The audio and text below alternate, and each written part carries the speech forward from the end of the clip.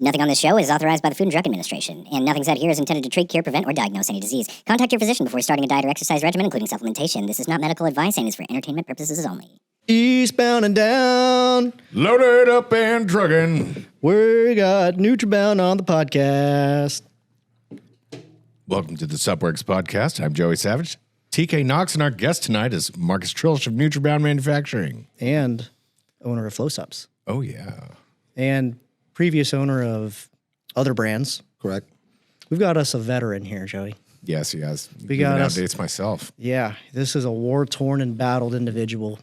He's seen many lands and sailed many ships. He may be some people's best friend, others' worst enemy. But we'll let you guys decide. Babies' fathers. We'll let the listeners decide. Yeah. Well, I guess we'll get into those stories later in the podcast. All right, Markus, how you doing, man? Thanks for coming. Great. Yeah, thanks for having me out here. Did you have How a fun guys? drive? Yeah, drive was good. Bowling was fun. I'm just stoked that I'm not going to be burning my face off. Should I just go ahead and take these right now? Well, let's go ahead and explain it. Okay. So previously to starting here, we like to do a little mixed media at Supworks. Activities. We like to create some, we like to loosen our guests up and warm them up, So we decided, well, what are we going to do with Markus? Well, it's cold as shit out here, so we couldn't do anything outside this time. So we decided to go to the local bowling alley and have us a friendly little competition. We're all athletes here. So we decided, winner gets something, loser gets something. There's three of us, so you get something when you win, you get something when you lose, and if you get in the middle, you don't get anything at all, but that's probably a good thing. So Yeah. So what do we get here? What do we got here? You got $20 in a beer. I won. I fucking dominated, but, I am the most athletic here. And fortunately enough, the loser has to take 2 grams of niacin, which is fine if you've taken niacin. But for those of you who at home have not taken full-flush nicotinic acid niacin, you're in for a real treat. But the thing is, I literally eat this shit for breakfast. It's true. I eat this for breakfast to take a shit later on, too. What is a mild dose of niacin for a regular Beginner. A beginner would be 250 milligrams, but still that's going to light you on fire. This is 8 times that. This is 8 times that amount. I'm so happy. Yeah, me too. Golly. I don't take it. I'm going to take this to the dome like a champ because I think it's just gonna pass right through me. I hope that's the case. I'm going to chase it down here with some of this lost and found energy drink, and we'll see if I become a chameleon. What are some symptoms that we're going to expect when you take this? This is flushing. This is first it starts in your upper thoracic area, and you just feel this warmth and tingling. And what happens is your skin starts to turn red, and it spreads like a fucking bomb that's just gone off in your body until it just slowly overtakes every fucking square inch of your skin, from behind your ears to under your balls to in between your fucking toes. And you just, the blood rushes to the skin like nothing you've ever seen before. But you can build a tolerance to it if you do it on a daily basis. I've been flushing niacin. I mean, I had a stint there for 5 years where I was doing it every fucking day.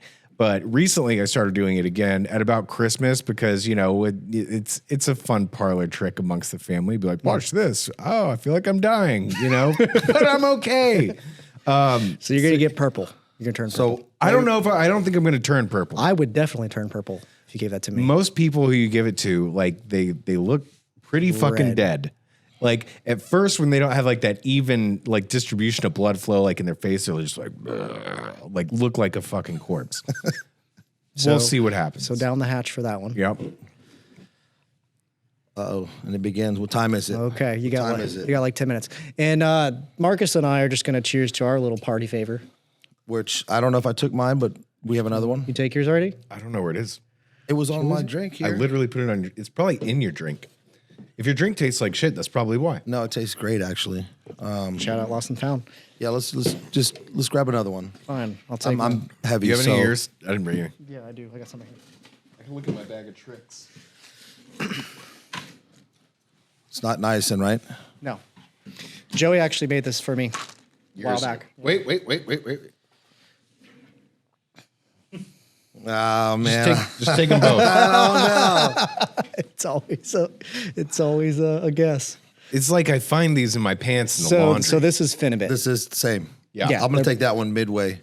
Okay. Just in case. Joey- Joey's got loose pills and You'll it be might be fine. niacin. You want to explain Finibit, or Joey? You want the It scientist? binds a GABA receptor and it gives you the nice feeling of about 2 beers without the blood alcohol level. So, it can be used recreationally or as a sleep aid. All right, down the hatch. Let's do it.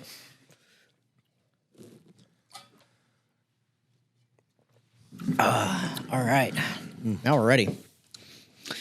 All right, so Marcus, let's get into your origin story for a little bit so listeners can understand who you are. I don't think everyone probably knows your story, but your story is... It's a good one. It's a good one. And you have probably dirt on everyone, which is great. Right. So let's get into it. I never actually worked with you back in the Cellucor Nutrabound days. You actually worked there. It was called Woodbolt, right? Yep, Woodbolt. And then it was originally called Woodbolt Distribution. Probably 4 or 5 years after, I onboarded over there, we changed the name to Woodbolt International. And then, of course, after my time, it was then changed to Nutrabolt.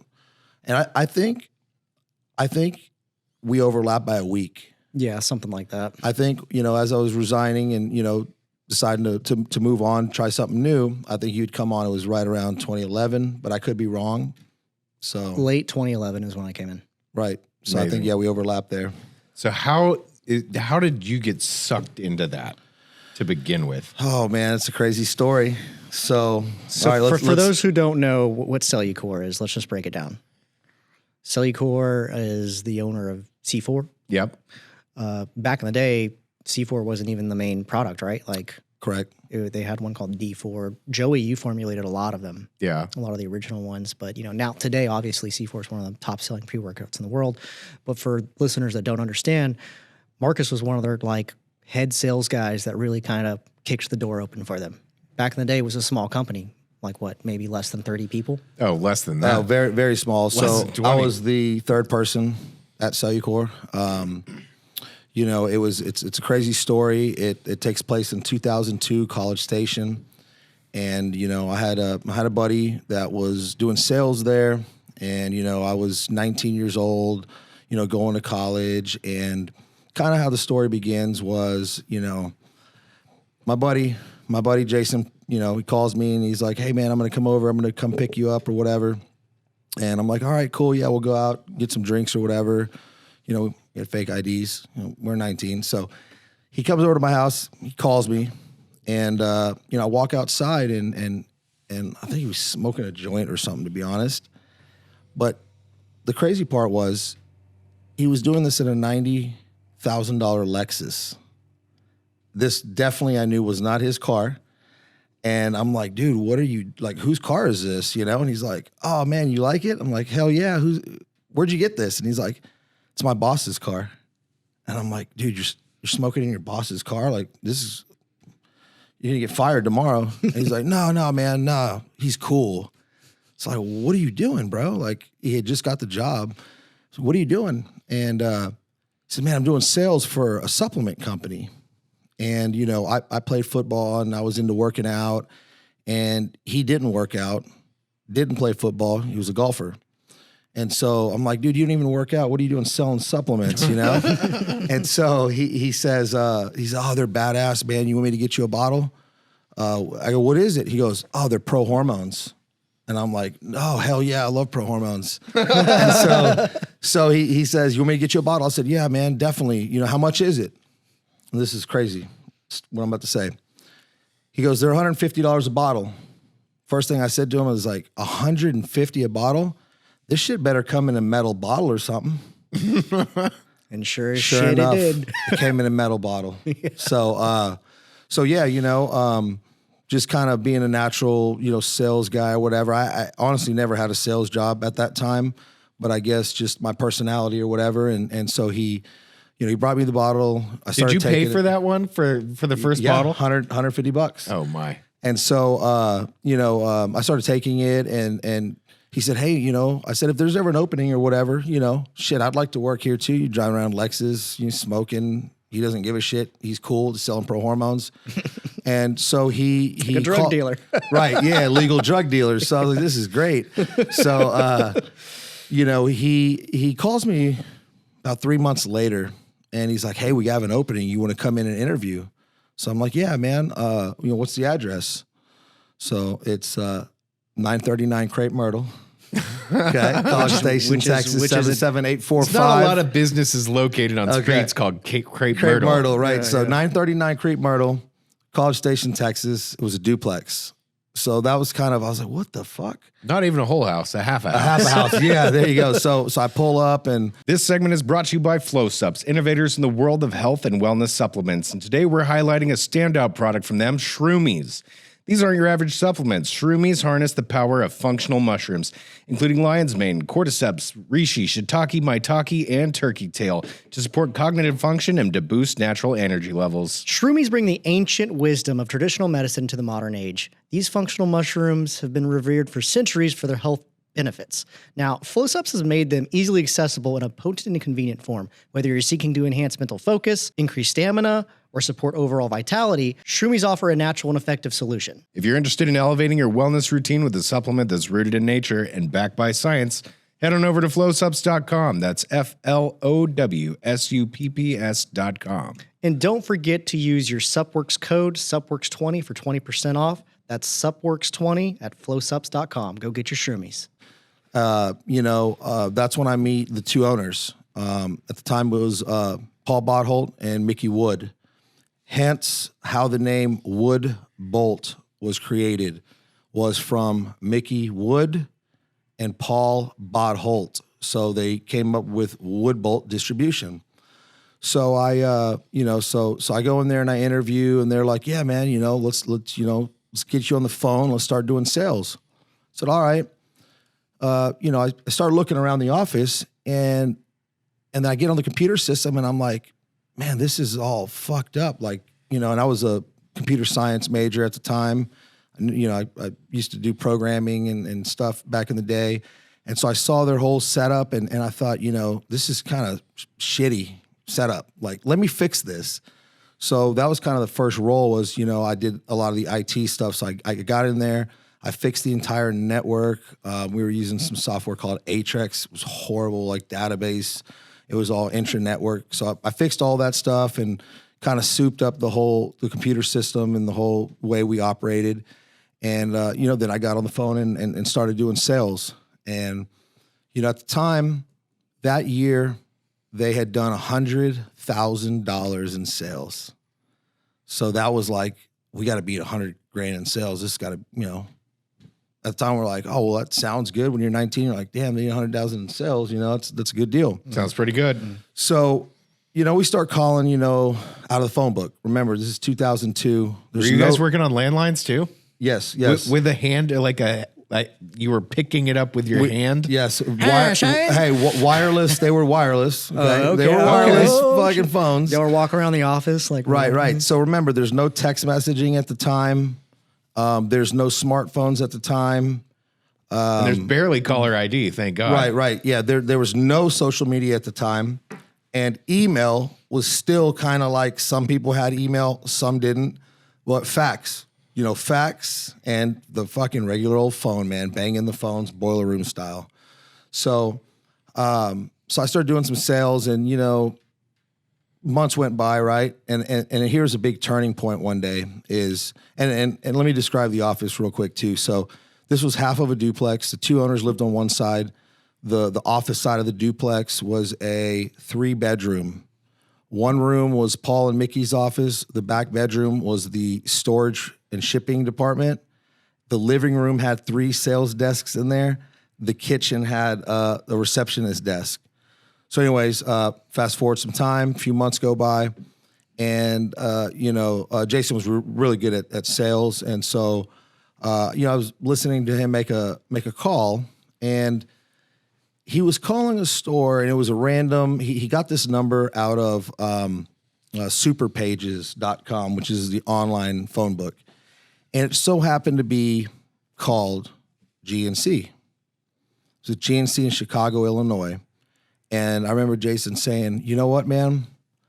I'm going to call this and let's figure out how to, who do we talk to at GNC? It's a big chain. How do we get in there? So I don't know why, there's 1,000 GNC numbers in the phone book. He picked this one. and a guy named Johnny T answers the phone.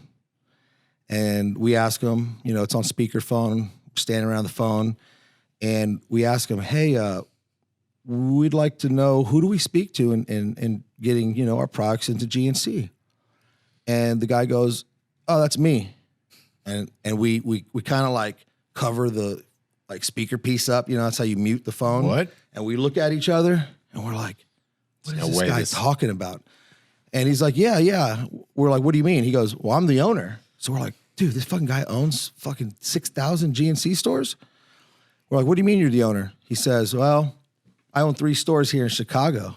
And we're like, 3 stores? He goes, yeah, I'm a GNC franchise. Our eyes just explode. We're like, fuck, there's franchise stores. Had no idea. It wasn't advertised. You know, internet in 2002 sucked, right? So that was the big turning point.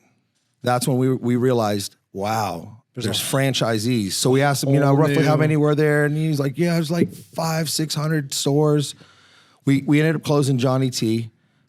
His 3 stores, you know, Pro Hormones, M5, so P6 Pro Hormone, M5, D4 regular with the Ephedra, T7, and I brought some of those, by the way. Nice. I didn't bring Original mine. packaging. Yeah. So you know, we closed those stores, and then It's off to the races from there. Huh? yeah, it was off to the races, man. We start closing one by one, and what we would do is we'd get on super pages, we'd filter it by state, type in GNC, hundreds, even thousands of GNCs would pop up, and then what we would do is we realized that corporate GNCs, they were trained how to answer the phone. Yeah. So corporate GNC would answer the phone and they'd say, GNC live well. Whereas a franchise store, they'd just answer however they wanted to. Hello, GNC. Hey, how are you doing? You know, they would answer, they wouldn't say GNC live well. So we got to the point where we knew if we could dial that number and the person answering the phone said GNC live well, click, we hang up on them. Because you can't sell to corporate. Because can't sell to corporate. So then we'd just go through the phone book and we'd find all the franchise stores. You know, we had no contacts at the corporate GNC to say, hey, give us a franchise list. Like that didn't happen. So we called all 6,000 stores. How long did that take you to figure out who was who and what was what? Man, it took years. You know, like it took years because you would call stores, not get answers, or you know, we would just keep trying. You know, we had ACT, which was a CRM by Microsoft, so we kind of was using that to filter stuff out, highlight stuff. You know, we printed all these stores, put them in binders by state, and we would just, you know, highlight the ones that were franchised, and we closed every single one of them off the telephone. Yeah. So, I mean, there's some great stories about how bukin' Markus was back in the day. You know, it was the Wild West. You know, we would stand at the fax machine. We would fax just these packets, just price sheets, marketing stuff. You know, a lot of people, they didn't really have an email. They'd always say, yeah, just fax me some info. And what's funny, you know, nowadays you send out these big email campaigns. Well, we were sending out fax campaigns. we would buy lists from these jokers. I don't know where we found these guys, but they'd sell us these lists of all these gems and their fax machine numbers. And so we had a little auto dialer system, fax machine routed to the computer. It had a little device that would pick the phone handle up, fax the number, and then set the phone back down to hang up. And we would let that thing run for 24 hours and would just dial numbers, fax the papers, fax the papers, and it would just. How long before people started like calling you? Shit, man. Before we started getting calls, man, 5-6 years. Oh, geez. so you did this for a while. We did this for a while. You know, no one knew who we were. Were you making money though? We were making money, and we started making a lot of money when we closed all those franchise stores, right? And what we did is we gave everybody exclusivity, and we also, and actually this was pretty innovative and ahead of its time. We had a program that was tied into our website where we would sign up each account. So let's say the GNC and zip code, 78602, right? We would put that person's GNC information and the zip code in this program. It was called MWRC, stood for manufacturer, wholesaler, manufacturer, retailer. What this did was we would tell the stores, like, we're giving you exclusivity. We don't sell online. You know, we're not selling to bodybuilding.com. You know, there was maybe a couple websites at the time that were undercutting everybody. eBay was. And every time when we would tell them, hey, we have this program we're going to get you set up on, it's going to give you a 10-mile radius around your store. Every time somebody buys off our website, you're getting a commission. And they loved it because at the time it's kind of like an affiliate, I guess, program, but nobody had that, right? So we had that program for a while. Man, it was Wild West, dude. Yeah. It was seriously. So fast forward, you kind of like, this thing kind of blows up. Joey comes in. Joey was in the duplex days too. So Joey I was not. Tell me about the move that happened from the duplex to their first facility. It was 715. When did y'all move to 715? North Main Street. Yeah. So, because that's when I came in, was 715. Yep. So, you know, we started outgrowing that duplex really, really quickly. We started making money. So Paul finds a place out in Bryan, downtown Bryan, on the corner of Main and Martin Luther King. It was the hood then. This was the hood then. Yep. the shadiest building you could possibly think of. Right. Yep. There was literally homeless people. There was murders across the street. So Johnny Gonzalez one time told me that he saw someone get shot from there. yeah, I mean, we got interviewed by the police. Came one time to interview us. You know, kind of. What are y'all doing here? But no, there was some guys that the homeless guy got stabbed across the street, and they interviewed everybody at the facility. Like, hey, did you see anything? But anyways, yeah. So we move from the duplex to 715 North Main Street.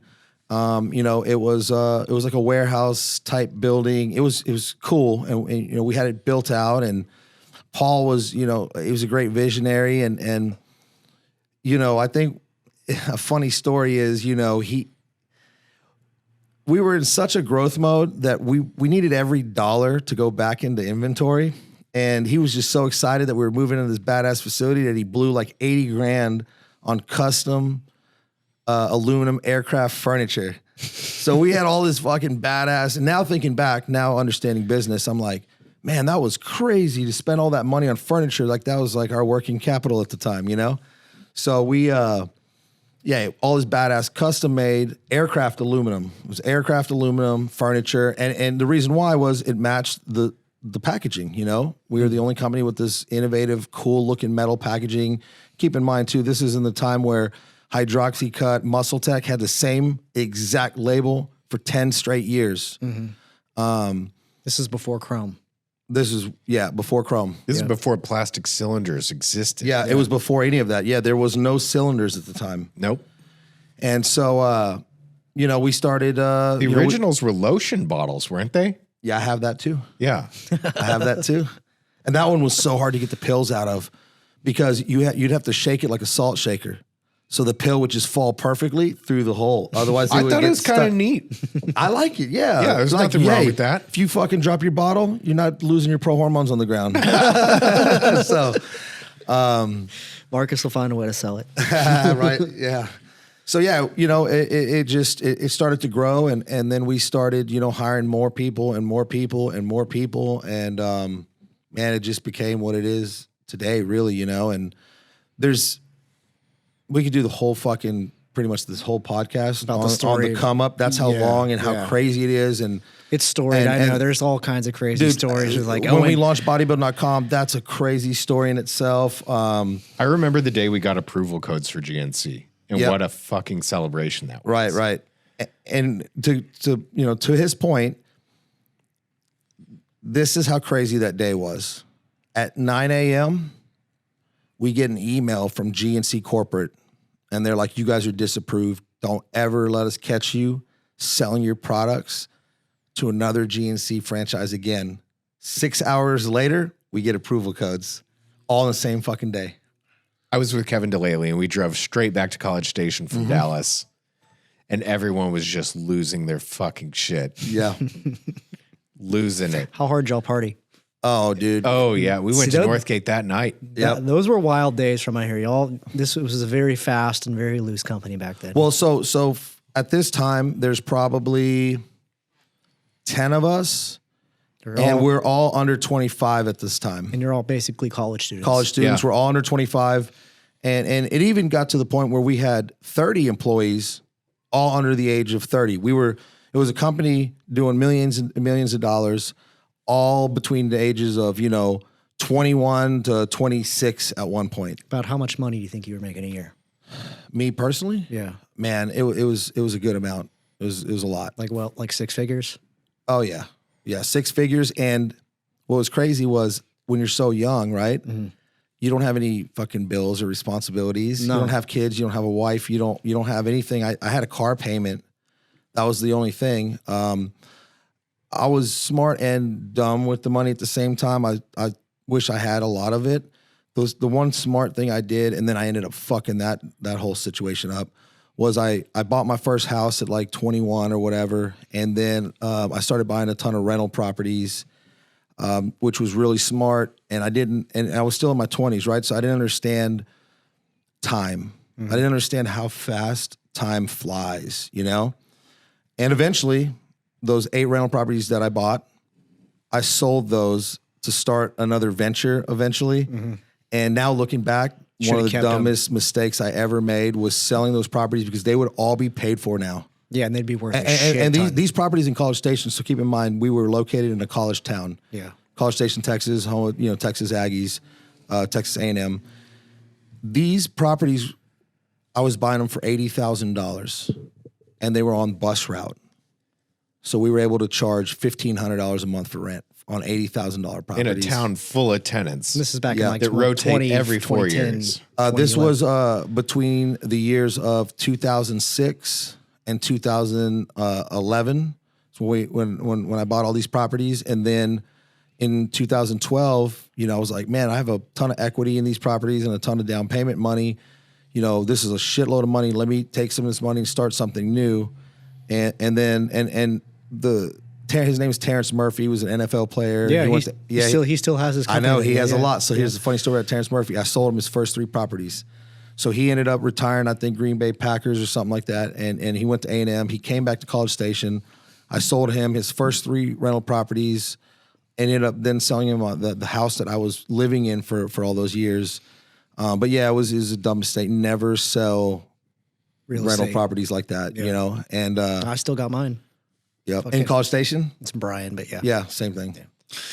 So let's fast forward a little bit so we could get along with the story. So when do you make your exit? And I know that was a little tumultuous. There's kind of a story there. So yeah, we just, in around 2011, it was getting to a point where, it was just, the company was going kind of more of a corporate direction, and we had all these relationships with stores and, mom and pops and independent stores. So we were like, hey, I'm not into this, selling out. I told everybody for 10 years, I'm not going to do this, So it's kind of like, a reputation thing for a minute. And then I also was, I had my eyes on some other activities. And so I thought, hey, this will be fine. And, I had a lot of equity. I had a lot of shares, in the company. And so I negotiated a release from the company, but with the approval of starting another supplement company. So no non-compete,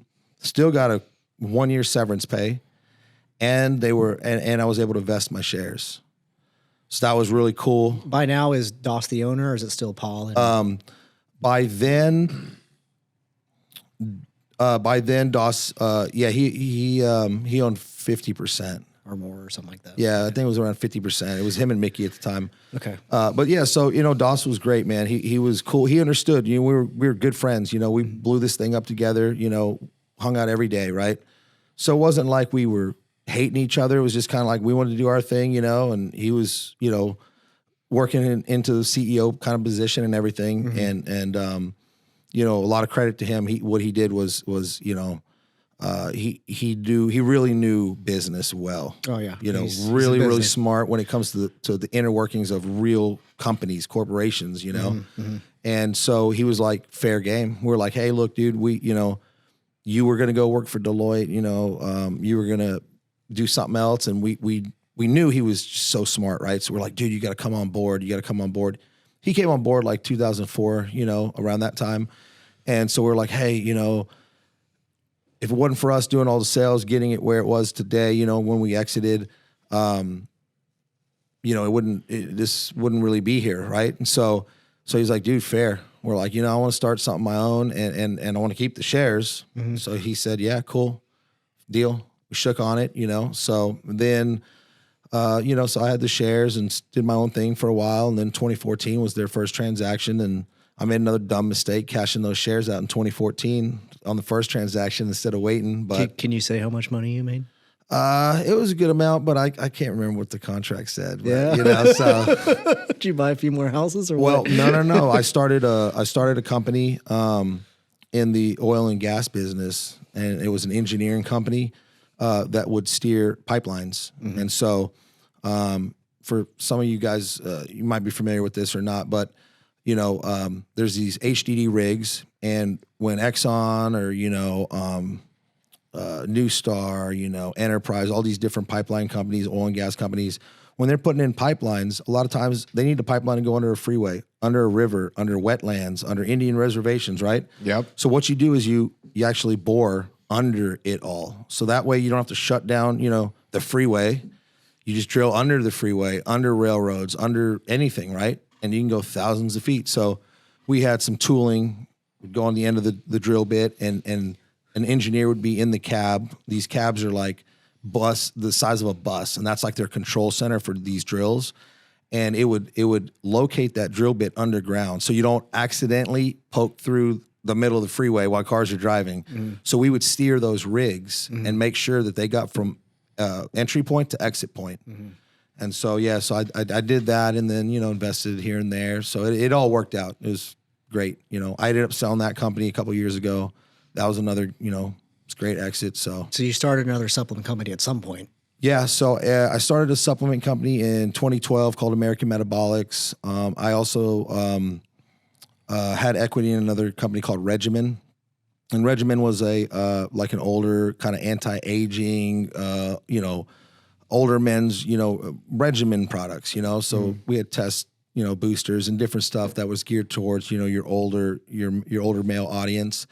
And that one was great. We got in GNC with that one quick, and we actually got acquired within like a year by Vestige. It was a private equity type publicly traded company. So made a little exit there, made a little money. It was so new and so quick. And I had some other majority partners, and they were like, "Yeah, let's do this exit. It's going to be great." So we exited that company, and then of course, American METABOLIX, had that for up until 2021. Yeah, then y'all were like a hardcore brand, and then it sort of shifted to sort of like keto and stuff. Yeah. So we were a very hardcore brand.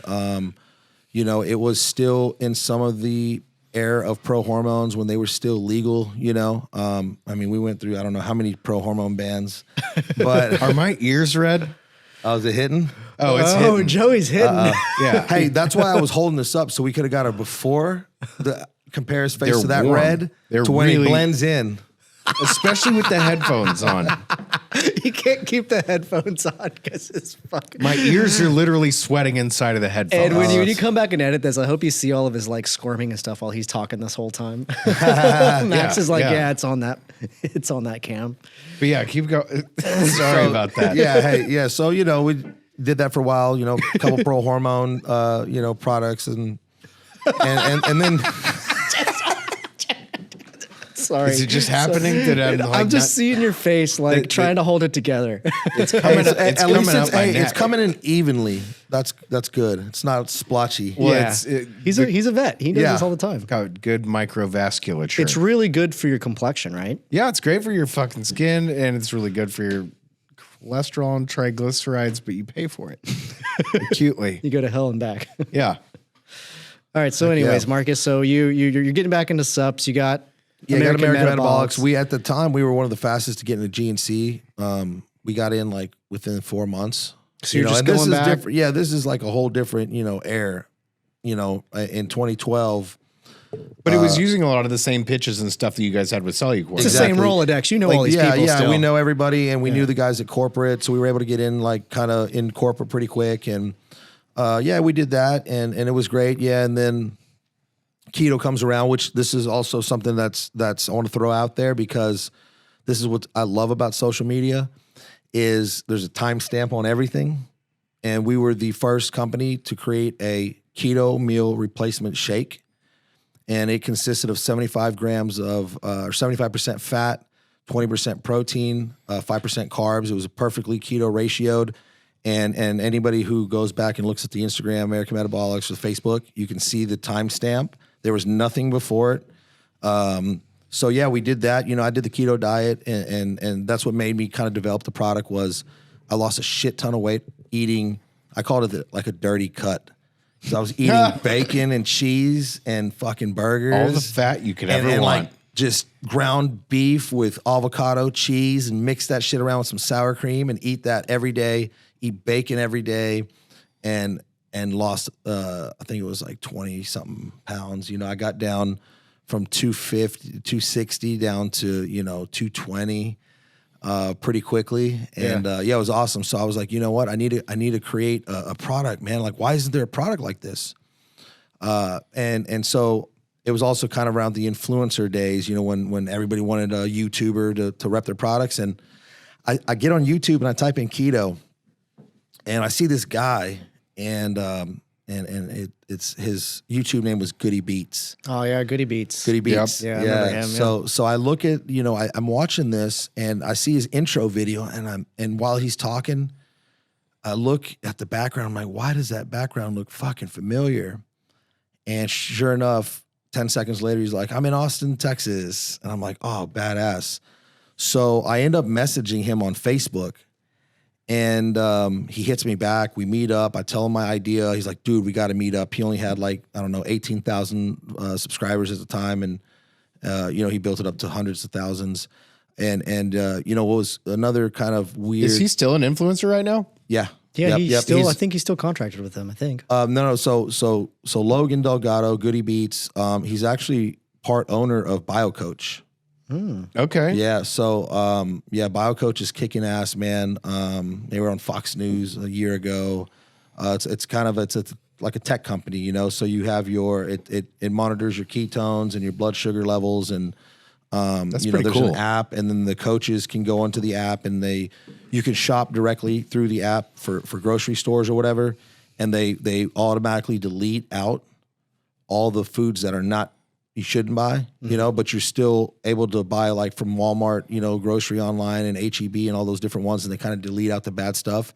So anything you shop on that, you can't pick anything bad. They go through and vet it all, and then they link it to the real Walmart or whatever. It's a tech company, you know. That's cool. I like how they've got devices and stuff that are plugged in here. Let me see. Oh, and the whole BioCoach website? Oh yeah, they're badass, dude. Yeah, this is Dude, pretty neat. you need to get Goody to come out here and talk sometime. Yeah, man. Yeah, he's good at I've talked to him podcasts. before, Delgado. We talked to him at KetoCon. Yeah, we did. Yep. Oh yeah. KetoCon here in Austin when Joey had the badass liquid. Yeah. The liquid The ketones. award-winning Ketone IO. Yeah. Okay, so you do the keto thing for a while. You kind of ride that, but it kind of dies, right? Like Yeah, it does. It kind of dies out. You know, everyone started doing it. Everybody was coming out with meal replacement shakes. You know, Prove It was hitting the market hard with their exogenous ketones. Oh, yeah. So yeah, you know, just was doing that and had all these other ventures going on, real estate and the pipeline company. And then in 2019, so I still had the company. In 2019, this is kind of where the next supplement company is born. And I'll make it short because, you know, this, like I said, we could talk for a week about all the last, you know, over 20 years. So, you know, my kid's playing baseball, and one of his coaches named, you know, J.R. Kirschmer, you know, he was my son's coach, and his son was the same age as mine, and they played together. And, you know, he was the kid's coaches for a few years, and he was really into CrossFit. He's in really good shape. And, you know, our kids eventually go to All-Stars. And so JR's like, I don't want to be the All-Stars coach. So it was like a couple of the other teams, they were the All-Star coaches. And so JR and I would sit in the truck, and you know, I'd look over at his truck, and I'd be in my truck, and he'd hold up a beer, like, come over here. So I'd jump in his truck. Want to hang out? Yeah, so I'd jump in his truck, we'd drink some beers, and I'd always hook him up. So I was always hooking him up with protein and pre-workouts and stuff over the years. And so we're talking, and he's like wanting to know more about the supplement game, you know, because he was athletic, you know, he pole vaulted in college at Sam Houston. You know, so yeah, so That's pretty cool. Yeah, real athletic, and you you know, he knew a lot about just working out and stuff. And we're sitting there one day and he's just asking me these questions. He's like, so what, you know, man, what's like going on in the industry and stuff? And I was telling him, man, I was like, dude, it's like these influencers, man, YouTubers, man. Like They're everywhere. Yeah, I'm like, dude, I got to get a YouTuber, you know, and I had Goody Beats. Like, I need more, you know, like these YouTubers are like the future of supplements. They say they make one fucking video and you're selling millions, you know, that's what everybody thought. So, you know, he's like, you know, and he owned a farmer's insurance. And so he says, well, what about a celebrity? What about a superhero? And I was like, what do you mean? He's like, this guy walks into my insurance office and he's actually this guy named Zachary Levi. He just moved here to town, bought this ranch, and he's going to be doing this new character. It's a new movie coming out. It's called Shazam. I'm like, no shit. And he's like, yeah. And he was in some other stuff. You know, he did Chuck for 8 seasons on NBC. He was the voice of Flynn Rider in Tangled, the Disney cartoon, Alvin and the Chipmunks, different stuff, right? So we were like, damn, this is crazy, you know? And I was like, dude, yeah, that would be sick, you know, and have a guy like that, you know, repping the products. Yeah. And so he's like, all right, well, maybe I could talk to him and introduce you guys. And he talks to Zach, and he says, you know, hey, I need to introduce you to this, my buddy Markus. You know, he's been in the supplement game for many years. And so we all meet up, and I'm kind of like, oh, I'm going to, you know, pitch him to come on board. And so I kind of talked to him about the products, and then he says, you know, he's like, man, it's like, you know what? He's like, I've been thinking about a supplement brand for a long time now. He said, you know, I never. No way. He goes, yeah. He goes, I've never been into working out. And since I got the role of Shazam, you know, I had to put on 20 pounds. You know, the studio started getting me nutritionists and trainers that would follow him around, make sure, you know, like got him into working out. And he said, dude, I love it, man. It's changing my life. You know, I feel good. This is great. And I've kind of had this vision. I didn't know he got a Grammy. I'm looking at his Wikipedia right now. And so I got a Grammy for Tangled. He's actually that's nuts. He's a pretty good actor. Dude, I mean, I didn't really like Shazam that much, but like I've seen his like Broadway work and his other stuff. Like he can turn it on. I didn't know he was in Thor. Yeah, he was Fandral, so they killed him so he could play DC because that one's Marvel and one's DC. So he was Thor's brother, Fandral, with the blonde hair. That's nuts. Yeah. So he's like, man, I had this vision. I've been thinking about this a long time. You know, I want to kind of start my own thing, you know, because I got these trainers telling me to take all this different stuff and I don't know what's good. I just want to make my own stuff. So I know what I'm making and what I'm taking is, you know, top notch. Mm-hmm. And he, you know, his property's ranch is right there on a river in Bastrop and, you know, outside Austin. And, you know, I guess the river kind of gave him this, the way the trees are down there in the river, he kind of flow. Mm-hmm. He just, that came to his mind and here he kind of had the whole vision for the whole branding, the name and the type of products that he was taking, what he wanted. And so we launched that in March of 2019. So like he kind of had the concept, but you guys kind of put it together. Yeah, we kind of put it together. We looked at what he was taking, what the trainers were telling him to take. And then, you know, I kind of formulated some stuff. And so do you have any like secrets or anything about like, you know, what do they do in Hollywood to make you gain 20 pounds real fast? Man, yeah, the same stuff. Straight needle in the ass. So yeah, it's Hollywood. They call it Hollywood magic. Oh yeah, of course it's Hollywood magic. Yeah, but you know, so yeah, we started Flow, and it's just been kind of a, you know, direct to consumer off our website, Amazon, and you know, we're in GNC. And yeah, no, it's fun, and it's a passion project because, you know, these are products that Zach truly takes and believes in. He's not just endorsing. You know, he's the owner of the company, and you know, it's a brand that he really believes in, and he truly takes these products on a daily basis. And that was one of his things. What year did Flow start? 2019, March. 2019. Yeah, and it was one of those deals where he said, you know, I don't want to sell anything that I don't take. Because he goes, you know, I don't do that. He goes, I don't sell anything I don't believe in. Mm-hmm. He goes, so, you know, everything that we're going to make and come out with, it's got to be, you know, something that I totally 100% I'm on board with and I believe in. Yeah. But he'll definitely ride a motorcycle if you give him one for a commercial. Yeah. Yeah. Yeah. He's It's a Harley dude, huh? Well, I mean, yeah, he has a Harley. He's got a lot of motors. He's driven motorcycles his whole life. Yeah. So he's got a lot. He's got Ducatis and Harleys and toys. Tons of them. Yeah, Yep. seen them in that shed. Okay, so Flow, like y'all are doing this damn thing. When does to like make a whole long story short now, you own a manufacturing facility now. You're Right, a co-man, yeah. which is a massive business with a lot of undertaking. It's a big ass building. Right. It's much more complex than all these other things, and it's a culmination of 20 years. But like, how do you get to there? From Why did you get into it? Oh God, yeah. I still ask myself that question, right? No, it's I have a passion for machines, so I've got, mini excavators and skid steers. I've always liked machines and cars and motors and stuff. And because I've been in the industry so long and been in supplements, that was like my true passion. I loved going to manufacturing facilities, and I've been to so many, all different kinds, all your biggest manufacturers from Garden State. Not many people have been to Garden State up there in New Jersey, NVE up there in Andover, New Jersey, just all over, right? All over the country, these ginormous manufacturing facilities, and I was always intrigued. And so one day, we're sitting around, and it's JR and I, and we're just crunching numbers and looking at stuff, and, we decided, like, man, I wonder if we could just run our own supplement, our own Flow Supps.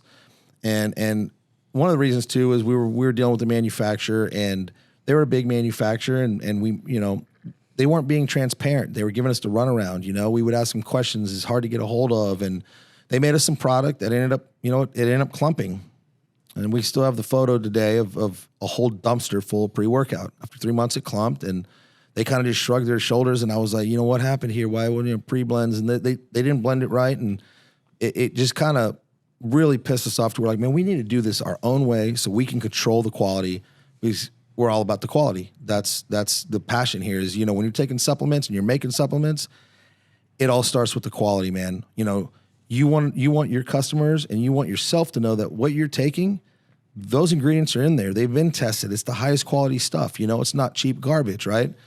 So that kind of took us down that path where we were like, let's look into the cost of doing this stuff, right? So, I called a couple buddies in the industry that were manufacturers. They gave me some tips and some pointers. And also, we're in the real estate down there. So we own different properties, and we like to do stuff with real estate. Mm-hmm. And so I start crunching these numbers, and then we start finding properties, and we know, like, how these properties are increasing in equity. So we're like, hey, well, look, let's just buy like 20 acres and we'll build a facility out there. And if worst comes to worst, we got the land, man. Like, the land's going to be worth so much, right? So we budgeted everything out, and we end up finding a place. Like, at first we thought, man, this is huge and I did not know how big of an undertaking it was. I knew it was going to be a big undertaking, but what I thought in the beginning was nowhere near. One bite at a time. It was nowhere near, dude, the real undertaking of a manufacturing facility. So around 2020, we find this land, and we end up pouring the concrete in February or March of 2020. Everything's going great. Perfect timing. Yeah. Everything's going great at this point. We pour the fucking concrete, and then all of a sudden the real COVID shutdown happens. And we're like, nobody ever thought that shit would happen, right? Mm-hmm. So all of a sudden COVID hits. And we have this money, and we've already spent some. We've ordered machines. And your costs are immediately going up on construction. And costs doubled. And what's a funny story, when you see our first original production line, it's completely steel framed, steel welded together, because lumber shot through the roof to where when we were comparing steel and lumber, it's the same fucking price. So we're Might like, as well. let's just weld this whole thing together, And so we welded it all together with steel. So we started, construction in March 2020. Shutdown happens. Material costs, supply chain, shutdown. Fucking, it's crazy, right? And so we just keep pushing forward, and we finally get the whole place built. And we were way over budget too on this build. So we finally get the place built, and our first run was in like March or April of 2022. And we had to do 3 commercial runs of pills, 3 commercial runs of powder. And so we did those runs. And the reason why we needed these commercial runs was so that we had documentation because, being in the industry, I knew we needed to go straight for NSF. Mm-hmm. Most manufacturers take years before they go get this certification, right? Mm-hmm.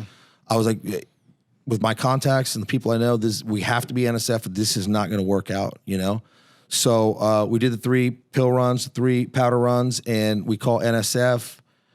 They come out, they were very impressed at how, they're like, man, the way y'all built this from scratch. And, they're like, golly, for someone this new, they're like, this is impressive, And we hired a consultant to help us get all the documents and SOPs and stuff ready. Mm-hmm. And that's when we started doing the commercial runs to have all this documentation to show them. And so, we got our NSF certification. Way to do it right from the very beginning. For those who don't know, I've been in that building. It's very nice. It's very impressive. Thanks, man. It is harder to take a facility that hasn't done it right from the beginning and get it to do the right thing. 100% right there. Or start doing it the right way from the first time. Yeah, exactly. It's a little undersized. I feel like you need more size now. You're out of it quickly. So we did the NSF audit, and just quickly, because we just got audited again. So we are NSF 455-2 GMP. We're also NSF 306 Sport, and also CCOF certified organic. So we can, for anybody looking to run, certified organic, USDA organic products, we could do that. Anybody's looking to do NSF for sport products or NSF for contents, either one, we have those certifications, those qualifications. And we do a lot of that for a lot of big brands now. Mm-hmm. Yeah, y'all grew pretty quick. So we are growing out of it real quick, and that's the beautiful part about buying 23 acres. Mm-hmm. So what we're going to do is we're already working with the city. So the city is thankful, that we chose Bastrop to build this big manufacturing facility in. So they're wanting to help us with some EDC funds that come from the city of Bastrop, the county of Bastrop, and the state of Texas. That's pretty awesome. Yeah, that's real awesome. And so we're working on some plans right now, to expand. And then the ultimate plan is for the current facility, once the new one's up and running, which it's going to be in the same property, right? Mm-hmm. The current facility will eventually be converted into custom blow molding. And so you're gonna make plastics. Yeah, we're gonna make plastics, but we're gonna keep it at first to 4 different molds. We're gonna do your 20 ounce, your 25, your 13 ounce, and like 100 ounce. And the reason why is, when you get into the business, you realize that the reason why these manufacturing facilities sometimes are 300,000-400,000 square feet is because 60% of that is air inside of an empty plastic bottle for storage. You're gonna need a lot of warehouse space, right? Yeah. A lot of warehouse space. So and you're shipping a whole bunch of air. So it's you're shipping air too. And so what we did is we did the research and looked at some stuff, and you can just a quick and this isn't this is a rough. I'm gonna give you some rough numbers here, but a whole pallet of plastic beads can be turned into 25 pallets, 30 pallets of empty bottles. Mm-hmm. So building like 125,000, 150,000 square feet facility is equivalent to 250,000 plus, because we're not going to have to house the bottles. We would just have a warehouse section that's full of just pure plastic beads, and that's how you blow the bottles. And so that way we blow the bottles a week before that run takes place. Until you start selling your bottles. Yeah, so everyone asked us that, and we were like, no, we'll just do it for, us and customers that come on board. But, it's definitely, blowing plastics is another lucrative type of business, And there's a huge market here for it in the United States. Right. I know, I got to deal with that just stuff our all the industry time. alone. Yeah, I dealt with that with half my day today. Right, and so another thing is I've got a mentor in that space too, and they actually are the guys that blow the sport shakers here in Texas. Mm-hmm. And he's got, custom blow molding facility near Shiner, Texas. And what he really specializes in and prints money is he blows majority of the plastic wine glasses that you've probably drank out of at one time. They look like they're glass, but they're plastic. They're plastic. Like you would blow stuff you'd that find at like a wedding plastic. or a picnic. Yeah, like a little So that's kind of That's what you're doing now. That's what we're doing, today. So you want to take a quick break for sponsor read? We'll be back after these messages. Greetings to all our entrepreneurial listeners out there. This segment of Supworks is brought to you by Nutrabound Labs, leaders in the field of nutraceutical manufacturing. Are you in the health and wellness industry looking to launch or expand your line of nutritional supplements? Nutrabound Labs is a GMP certified and FDA registered contract manufacturer that aims to be your go-to partner for top-notch manufacturing services. They specialize in creating high-quality, custom formulated products with excellent flavors that meet your unique needs. Imagine having access to a state-of-the-art facility where your vision for premium vitamins, supplements, and protein powders becomes a reality. Nutrabound Labs offers that and more with their advanced manufacturing techniques, rigorous quality control, and a commitment to using only the best ingredients and flavoring systems. As a nutraceutical label designer myself and consultant, working with Nutrabound Labs is always a pleasure. Nutrabound Labs isn't just a manufacturer, they're your partner in success from R&D to production, and even labeling and packaging, which us here at Nutramedia basically bolt on with them for. Their comprehensive services are designed to streamline your product launch and drive your business forward. Don't wait to bring your nutraceutical vision to life. Visit NutraboundLabs.com to learn more about their exceptional service and start a journey with a trusted industry leader.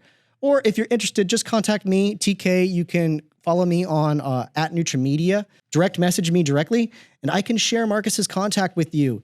Nutrabound Labs, where your product's potential becomes a reality. All right, and we're back after a quick little piss break. So Markus, you've had this long story, which I'm sure is filled with lots of other miniature stories. Yeah, not even close. Many that you can't even tell publicly. So what's going on now? What's going on now at Nutrabound? What's new? What's hot? What do you guys got going on that's fresh? You got a whole bunch of goodies here that I think you want to show us. I know Flow is coming out with some new products we've been working on with you guys. Right. So this is probably the first time anyone's going to be able to see it, if you can see it in the frame. Should be out in a couple of weeks, but it's a clear protein. And, we're going to launch 4 flavors, and we have 19 teed up. So that's going to be cool. Apparently they taste phenomenal. Yeah, tastes phenomenal. Tastes like a hydration drink. 25 grams of... So this is a clear whey protein isolate made with IO whey, which is subjected to, what is it, high frequency atmospheric plasma? Is that correct? Absolutely. And that changes like the particle size, the bioavailability, all this other stuff. So when you have whey protein isolate, which is already like a super fast absorbing whey protein, this amps it up even further. Yeah, studies show by 25% more bioavailable. And you're looking at something it's super clean. It's only 110 calories in a protein shake with 25 grams of protein. 1 gram. Where's your carbs coming from? Your 1 gram of carbs? 1 gram of carbs leveling your scoop off, probably. No, it's the flavoring. Okay, flavor systems. So that it's natural and artificial flavors, malic acid, sucralose, citric acid. It's probably going to change from flavor to flavor. Flavor to flavor, yeah. And some of them are naturally flavored, and we use natural flavors, but we still call out natural and artificial, and that reason is because we do use malic acid, and just being in the industry so long, I'm trying to avoid any trolls out of California. Mm-hmm. Malic acid is 99% of malic acids are made in a lab, and so you can't call it as natural flavoring if you're using the malic acid. There's been lawsuits and whatnot. I guess if you don't get it from apples, then it's very, very expensive to get real natural malic acid from apples, and so it's all kind of synthetic. I don't know. Would you say synthetically made, but here's the thing: malic acid exists in every cell in your body. Right. It's a natural part of the Krebs cycle. I mean, your body makes malic acid all the time. So if you get it from a synthetic source, your body doesn't know the difference. It's the same molecule.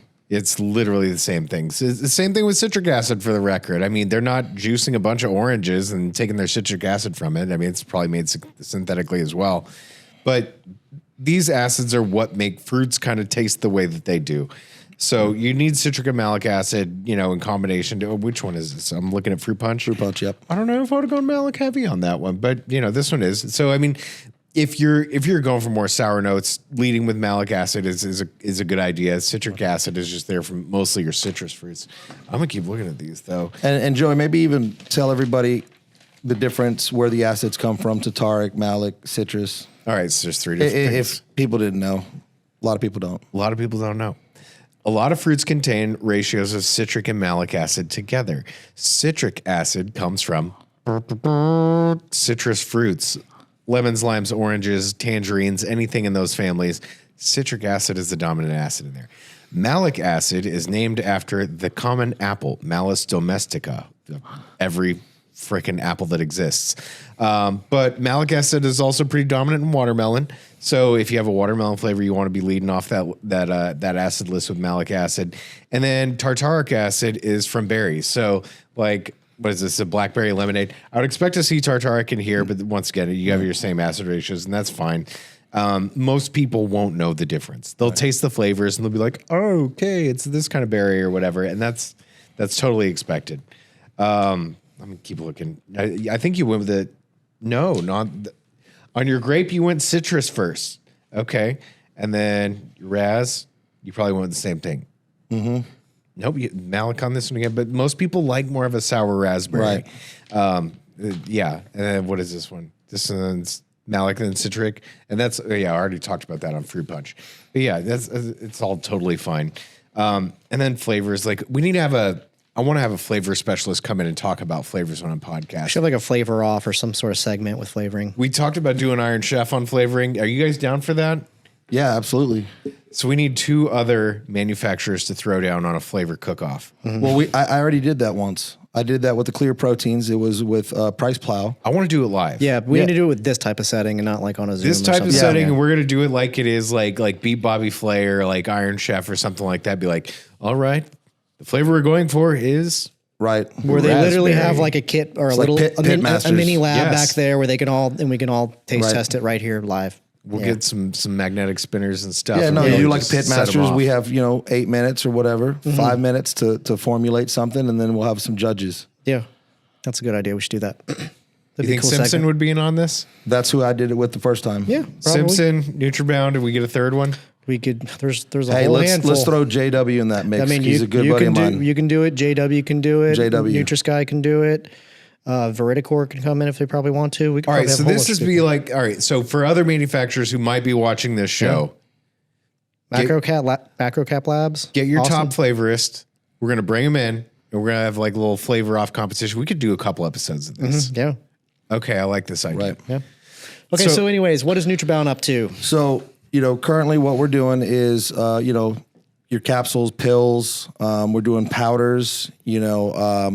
We just expanded and built out a phenomenal fully auto gusset bag line. And a gusset bag, for those that don't know, are these bags right here. Save a lot on your tubs because tubs cost a lot of money, and they can be recyclable. Yep. Less plastics. They can be biodegradable. They can. What a lot of people don't compostable. When people are getting into the game and when they're just starting a supplement brand, they don't realize that supplement manufacturers only have certain capabilities. Right. And a lot of times pills and powders is kind of like, pills pay the bills. That's always been the saying. So most of the time they'll have some sort of encapsulator. Maybe they'll have a powder line, but to have expanded machinery for things like stick packs, bags, and any other type of format, boxes and things like that, usually it requires a lot more investment, a lot more infrastructure. It does. So yeah, we're the line's built out, and it's a very, very, automated line. It can do anywhere, depending on fill size, 2,000 to 3,000 gusset bags per hour. It lot codes, it lot codes. It has a inline check weigher, so it'll make sure that the fill meets label weights, the weights on the front of the packaging. It also has inline metal detection, and that's the full line. Also an automatic scoop inserter that I actually engineered kind of myself and the manufacturer. Most of your auto scoop inserters, they only do 1, maybe 2 sizes of scoops. And when we were building out this line, we realized that we're going to need to buy like 10 different auto scoop inserters. This is ridiculous. We can't do that. It costs too much, right? So we designed like a boat system that's timed with the machine, and it's a boat conveyor with these little boats on there, and stainless steel, like a nacho boat that your nachos come in at a concession stand kind of thing. I'm trying to think what it looks like. It's weird to explain boats. He showed it to me. It almost looks like a ski lift sort of thing. Yeah, yeah, it's like a ski lift thing, but we call them boats, but it's a ski lift thing, like he says, on a conveyor on a belt. and each little boat or whatever can hold a scoop or a desiccant or both or whatever you want to put in there. You know, if you want to do a contest with like a golden coin or something, or, you know, the Willy Wonka golden. Any kind of promotional shit you want to put in it. So you put it in the boat. It's timed with the bags. So the bags, you know, and you load the bags like you would a printer. And it pulls from the bottom, opens the bag, fills powder in there. Luckily, we got this right, and we didn't put the scoop in first and the powder on top. So it puts the powder in.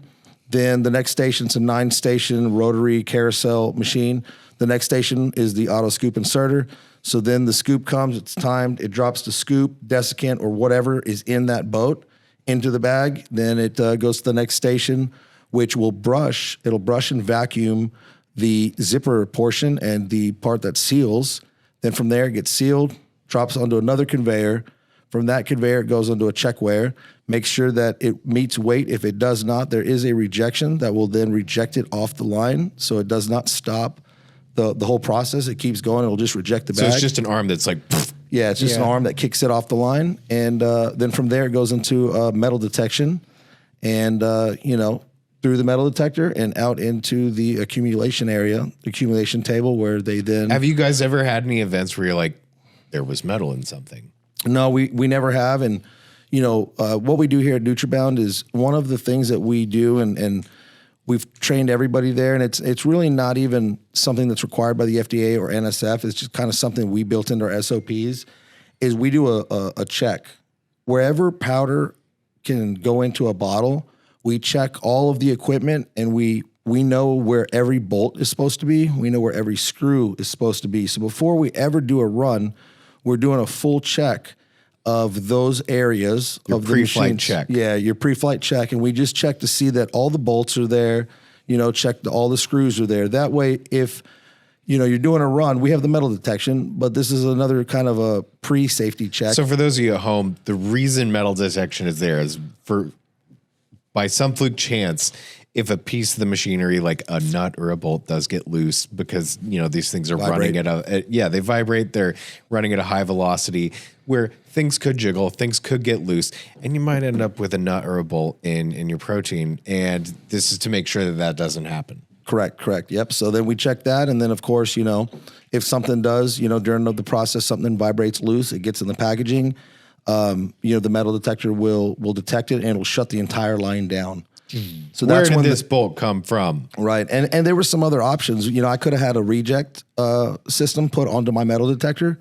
But, you know, the more I thought about it is I want the whole line to stop, because if there's metal being detected, then I want QA/QC to come in, stop the line, and we're going to check every piece of that machine and probably not even start back up until the next day. We're going to make sure we find out where that metal came from. Mm-hmm. So, and the metal detector is very, very sensitive. It can detect little bitty pieces of metal shavings. That's cool.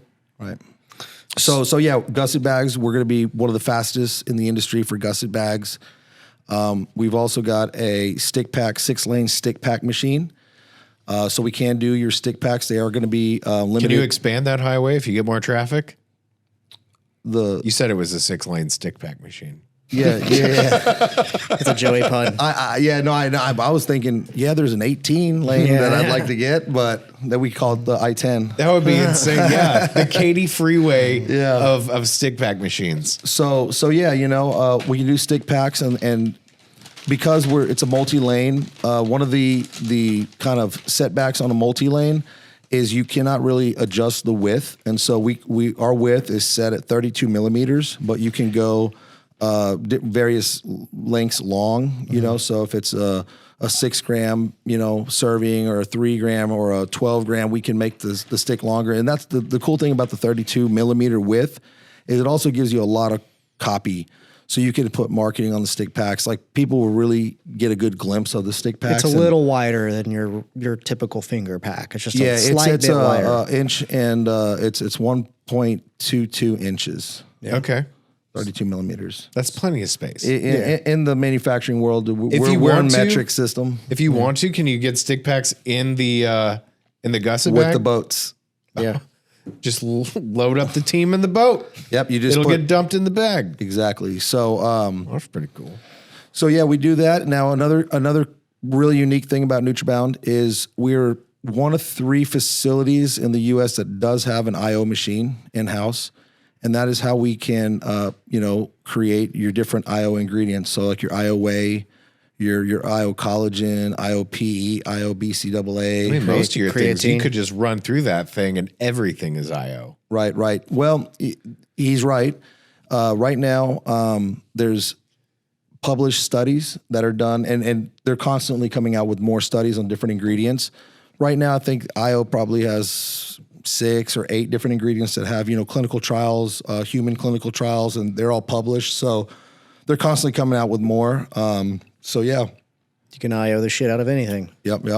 Yeah, it's really cool, and it's funny because you can look under a certain kind of microscope. It's more in Joey's realm. I don't know exactly what the microscope is, but you can look at it under a microscope, and you can see how different the particle size is and how it actually works, so it's pretty cool. If you want to check it out, you can go to becomeio.com and you can check out their really cool atmospheric plasma technology. It also kind of changes the mouthfeel, especially like in the flavoring sense, right? Whey, a little bit, BCAAs, collagen, leucine, creatine. Yeah, there you go. Yep. It's really cool technology. You're one of the few to have it. Yeah, there's 3 manufacturers that have it. Because when you're shopping for protein, why not have plasminated, if that's even a word, plasminated whey protein? I like that. Trademark that, Max. No. The 3 states of matter are not enough for me. I want the 4th state of matter applied to my protein shake. If it's not, it fucking sucks. Right. Yeah, we just need to get Chris and Steve out here to do a podcast too. To really, the story on how they developed technologies is a whole nother podcast, but it's really cool how they came up with it. Yeah, link that up.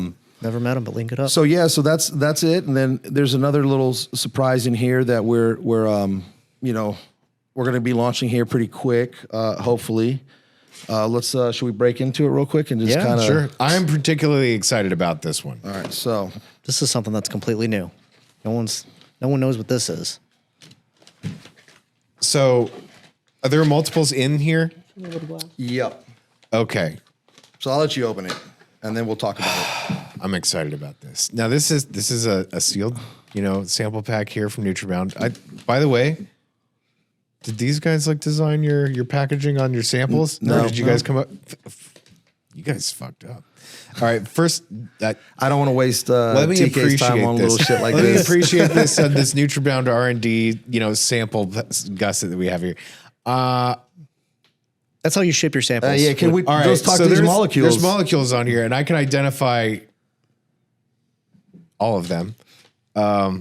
So this one's Yohimbe, right? Yep. This regular Yohimbe. It is regular Yohimbe. I'm Should looking be. at it. The second one you have on here, this is leucine. Yep. And then this other one is citrulline. You got it. Okay. For any of you guys at home, if you can look at a molecule and identify it like that, come on our podcast. We'd love to talk to you. Yeah. You're hired. Yeah. There's an arginine on here too. And that's a valine on there.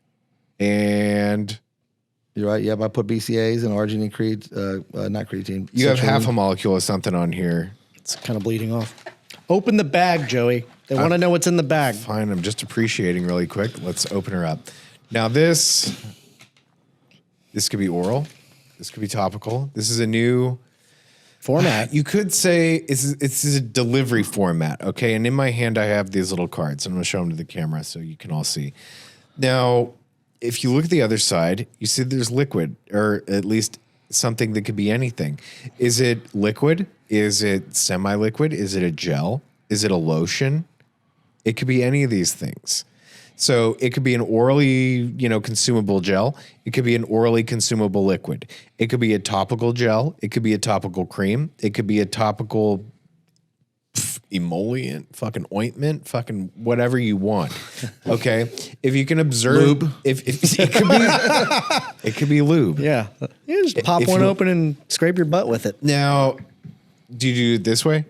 Yeah, you fold it to where that part kicks out. So So I'm going this way with it, right? Yep, there you go. Oh my God, there it goes. Okay.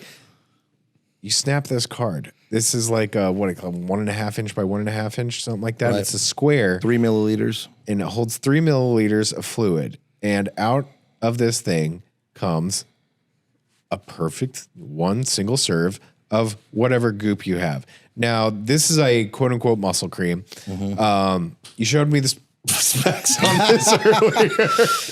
Aggressive with it. Aggressive. I just slapped it on my hands. I mean, you could put hand lotion I have in this. one? Yeah, you could literally put. I think you told me earlier that this was purchased so it could be for hand sanitizer. I'm rubbing. I guess what is CBD mostly? 5,000 milligrams of full spectrum CBD. It's meant to be like a muscle cream, right? But I'm just doing it on my hands just to show you. But you can put anything in this. Am I going to feel this? Maybe. Yeah, just maybe. Your muscles will feel better. Okay. I can chilled out. I'm gonna put a little bit over here so I can cool off my niacin, which, by the way, came and went like a brief summer rain. You championed that because I'd be freaking out. Yeah, I mean, my ears got hot for a minute, but like I said, that was my second serving of 2 grams of niacin today. That's crazy. Golly. That's wild. Now, What a wild man you are, Joey. yeah, if you What are, a weird human you are. take it like a champ. This is fucking cool. Nobody has this. Well, you can do other things in here, like you can So- like a goo or Yeah, like good. We'll check that out. So you got another one, right? That's I got another one, and there was a couple companies that tried to launch something similar, and the only one out right now that's selling, and I'm gonna give a shout out to Pete over at Giant. He does have a energy / pre-workout snapback energy card. So yeah, let's bust into one of those. With these things, you're only limited by the solubility of what's in here, but as long as you can fit your dosage into 3 milliliters, you also have a 5 mil. A 5 mil. think about like joggers and people who do like endurance stuff where they have those Right. like goos. You could probably get creative there. I mean, this is a whole new level of convenience for like on-the-go supplementation. Yeah. Right. And you can ultra-concentrate something. And what was Like cool? caffeine, for example. Exactly. And what was cool was TK earlier Show was me able that to fit it in card. his wallet. Yeah. So yeah, these are the ones from Giant here. It's the Giant Edge. And to be fully transparent, this is a joint effort, again with JW Nutritional. And so, he was, really, he's the one with the machine and had the idea of doing the hand sanitizers. And since then it was kind of collecting dust. And, at supply side, he showed me these cards and it was really, intrigued by him. And he said, hey man, it's collecting dust. Do what you can with it. So we're going to try to really blow this up for 2024 and there's different, formats, hydration. I think a hydration in a 5 you could milliliter. do like a super like potently flavored like liquid concentrate and you just snap this thing into you a bottle of drink. water. Yeah. Yeah. Or into a cup or whatever you have. So what's in this one right here, there's 2 grams of carbs. It's a 3 mil total volume. There's 35 milligrams of niacin. There's 2 grams of glycerol, which is really nice for something that's really concentrated. So for like, and it's in its natural state. So you look at any pre-workout product that's got like Glycer Pump in it, which is like 65% glycerol, and they've got a 3 gram dose. You're getting more than that in here already because it's in the liquid state. You're not trying to take something like glycerol that wants to be a liquid and coaxing it into becoming a powder where it's got to occupy like 3 grams of space where you could just boom 2 grams right here. Well, look at this. This is cool. Like this is my wallet. I keep this little like wedge pocket. I've had this for years, but I can put one right here in my like credit card slot. Pre-workout. Boom. Yep. Don't Work even- out, pick me up. You don't need a hydration. Yeah. That's so cool. So like you just need to take this out. So what's in this one? It's got yohimbe. And it doesn't. No. Here's the formula. So like I'm. So if I'm I can take this pushing right on now. Yeah, we're gonna take it. We're gonna cheers these. Let's snap them back. Snap it back. 200 megs of caffeine in this. No, I did the muscle cream. I'm not doing any more caffeine because it's late tonight, and I don't even know if I'm gonna finish this drink. I'll do it. But Let's cheers. So I can. So all right. Cheers. bombs away. Bombs away. So I snap it and then I suck it. Yep. I'm just gonna look at the texture. Hit you. That's good. What So flavor? even this is quite viscous. This was too. the citrus berry. Okay. Kind of like a 5-hour energy, Exactly. but less. You Not can bad. taste the potency. Yeah. You can actually. But it's not bad. No, it's meant to be a quick shot. It's doesn't not. suck. It's like a dry scoop in or I'm whatever. really impressed because like your caffeine per capita and the your glycerol, the concentration- liquid glycerol has that taste right there. glycerol is fine. It's a pleasure to work with. And it gives you that sensation because like anytime you take glycerol on its own, it'll like warm your mouth tissues and you're like, oh shit, it's working. So that's a really cool thing on this. So yeah, give us a holler and This is going to be big. Shout out to Jesse Windricks at JW Nutritional for allowing us to help kind of blow up this new technology and bring some innovation out there. So yeah, let's blow these things up and let's make something happen. So we had some questions from our followers at Supworks on our Instagram every Friday or Thursday. I like to ask some questions for the listeners to be able to listen in and get to know more about you. So one question we had was we got a couple, but I'm going to ask you three. Okay.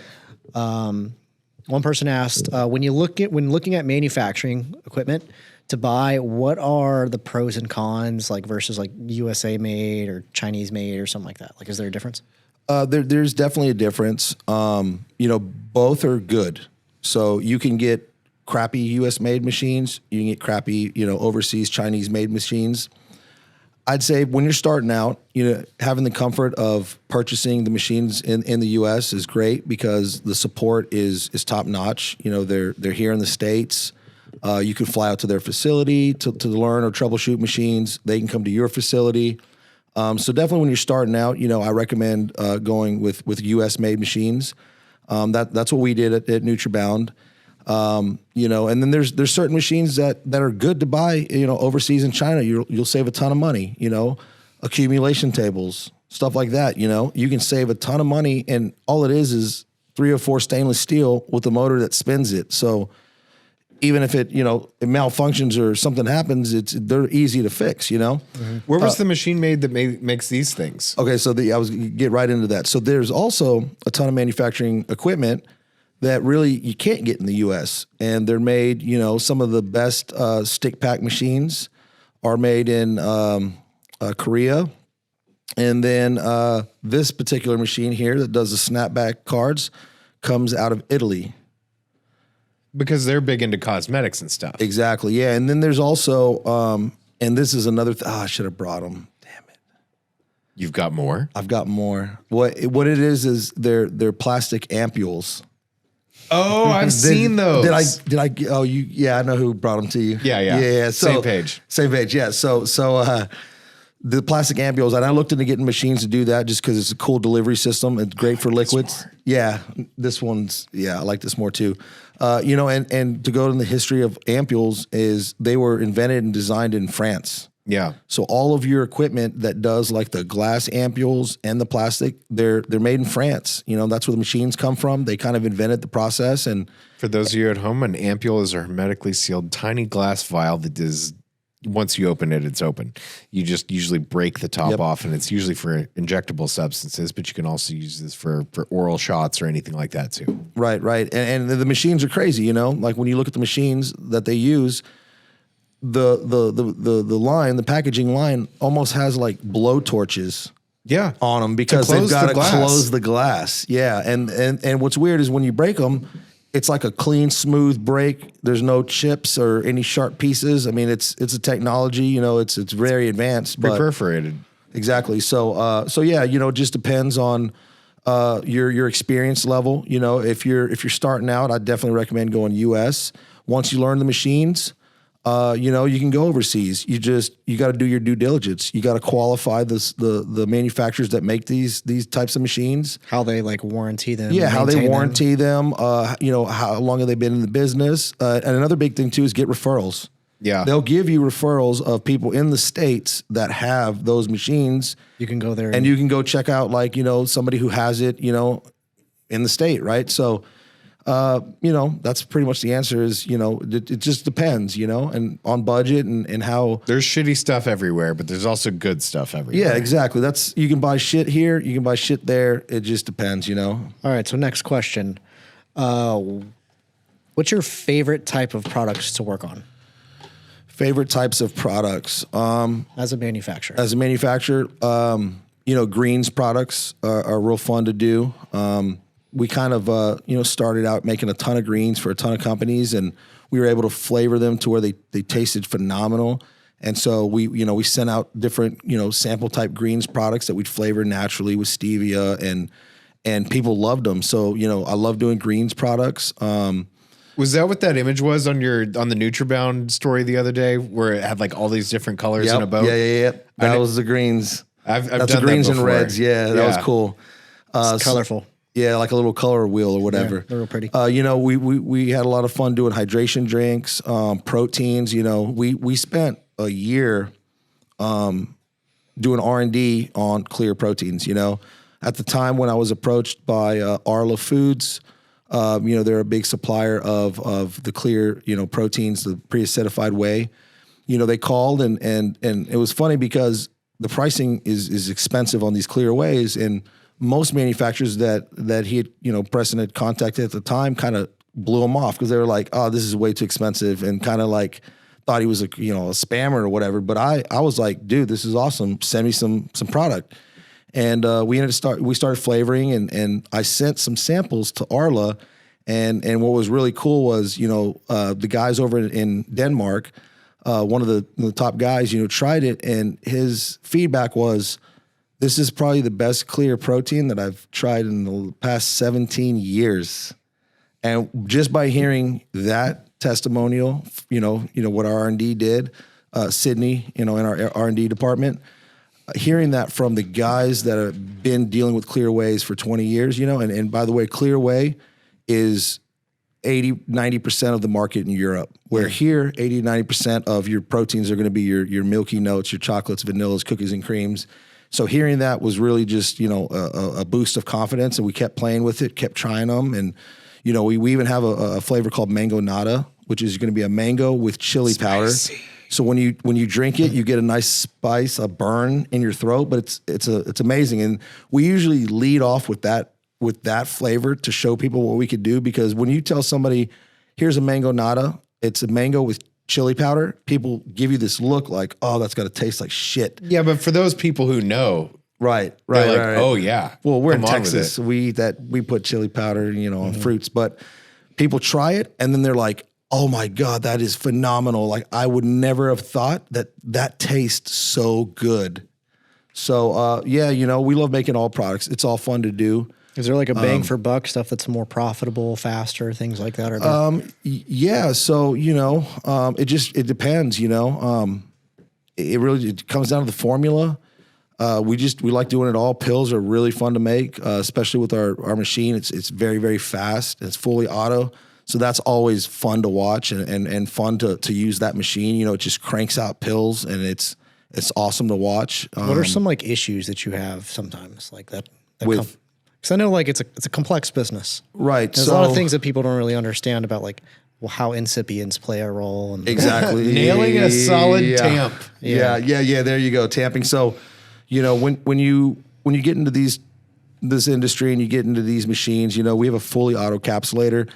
It's a very intricate piece of machinery, and you have to dial everything in just perfectly, and you have to use certain excipients and flow agents. Otherwise, you'll run your machine for 10 minutes and your powder will turn to goo.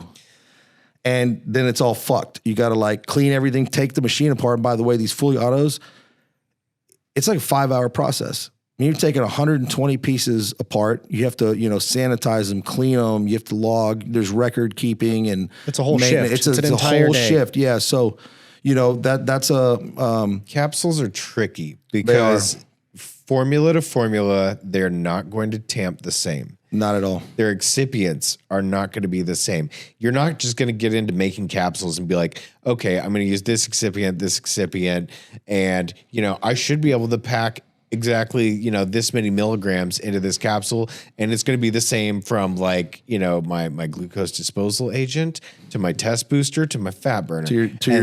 That is not the case. To pine bark with betaine. God, that's a nightmare. Oh yeah. So yeah, tamping, and for those that don't know what tamping means, on a fully auto, you have tamping stations. And so what that does is there you go. He's demonstrating it. Yes. It's very sexual. Yeah. It basically tamps the the powders into a sexual dosing act disc. Yeah. Of the machine pushing the powder into the capsule, and they're going, and you want to pack it. Yeah. You want to pack it, and you want to pack a good. I mean, you as a consumer, you want to get the most out of any capsule that you get, but then sometimes it's a little too lubed up, and it squirts. That It squirts shit it out. Yep. And I was going to say, and that's where the of it. excipient, to Joey's point, it's a science, and it takes a lot of R&D, and everything you do, you have to log it, and you have to write it down so you remember the next time you do it. So, okay, these ingredients, you can't use too much, like a silica, because just like he says, it makes it too fluffy in a sense, to where when it tamps, it's also knocking powder out, and then you can't hit your capsule weights. So in a perfect world, you want it to pack like the freshly driven snow. Like if you live in a snowy environment and you step on a fresh bit of powder and you feel that satisfying, yes, like that crunch, and you're like, ooh, and like no snow around the outside falls in, like that's a beautiful place to be. But otherwise, if you just shove your foot in too fast and it floofs all around, you fucked up, because these pins, when they go into to do the tamp, there's a speed to it, and then there's also the consistency of the powder and the depth, and you got to nail it right every time. Yep. That, and then it's a tricky thing. Another thing too that people don't realize is what humidity can do. Oh yeah. And just dropping the humidity inside of your capsule, your capsule room by 5%, going from a 30% humidity down to 25% changes the entire way the machine operates. And it's like, it's crazy. You don't know these things right away. So it's a lot of trial and error. It's a lot of, calling experts and just trying to find a mentor who's been doing capsules or whatever. Sometimes, they look at your competition to them. So they're not going to tell you everything. So it's like, I was lucky enough to have some, buddies that have been doing it, and they gave me some pointers and said, "Hey, try this, don't do this." And it's all, it's a, kind of a learning experience. Learning experience, yeah. A little trial and error. All right, let's get to the next question. Last one. So this is weird. What's up with PRIMAVIE and protein isolate? So PRIMAVIE and protein isolate, and honestly, any kind of dairy-based type protein, including concentrates. The market is really tight right now. Prices have doubled in some cases and maybe even tripled, just over the last 4 months. Supply is so tight that some suppliers of whey protein, they're sold out to Q3. Mm-hmm. Some are sold out to of 2024.